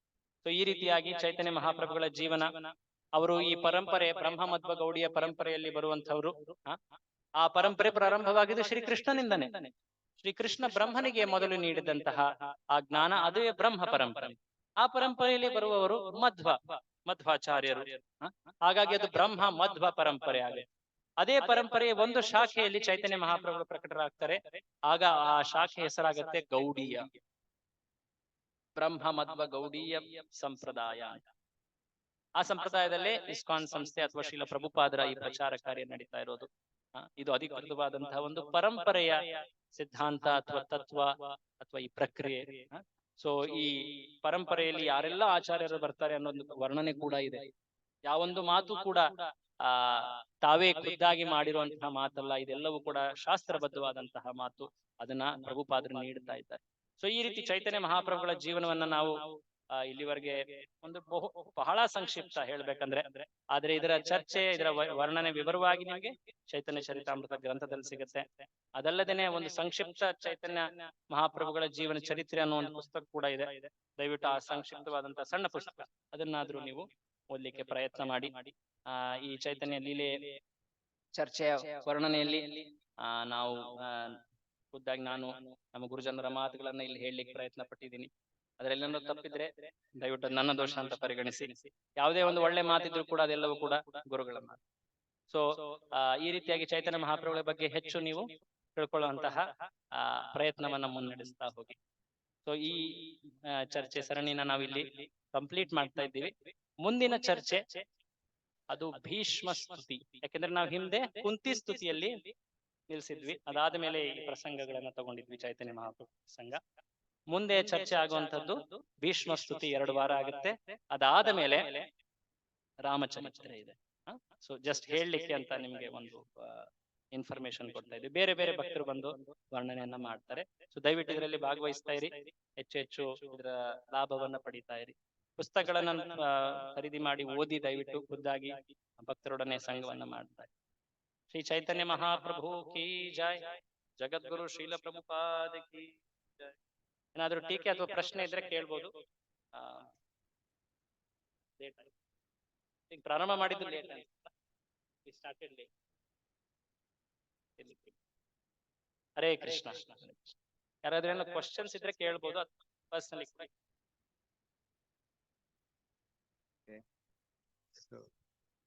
ಪ್ರಭುಜಿ ಅವರು ನಮಗೆ ಸುಂದರವಾಗಿ ಚೈತನ್ಯ ಮಹಾಪ್ರಭುಗಳ ಲೀಲೆಗಳನ್ನು ವರ್ಣನೆ ಮಾಡಿದ್ದಕ್ಕಾಗಿ ಒಂದು ಹರೇ ಕೃಷ್ಣ ಮಹಾಮಂತ್ರ ಹೇಳೋಣ.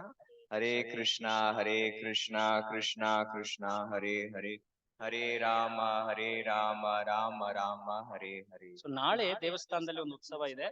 ಆ ಉತ್ಸವಕ್ಕೆ ಹೆಸರು ಜಗನ್ನಾಥ ಮಿಶ್ರ ಉತ್ಸವ ಅಂತ ಹೇಳ್ತಾರೆ. ಹೇಗೆ ಕೃಷ್ಣನ ಜನ್ಮ ಆದ್ಮೇಲೆ ನಂದ ಮಹಾರಾಜ ಉತ್ಸವವನ್ನ ಮಾಡ್ದ, ಹಾಗೆ ಚೈತನ್ಯ ಮಹಾಪ್ರಭುಗಳ ಜನ್ಮ, ನಿಮಾಯಿಯ ಜನ್ಮ ಆದ್ಮೇಲೆ ಜಗನ್ನಾಥ್ ಮಿಶ್ರ ಅವರ ತಂದೆ ಉತ್ಸವವನ್ನ ಮಾಡ.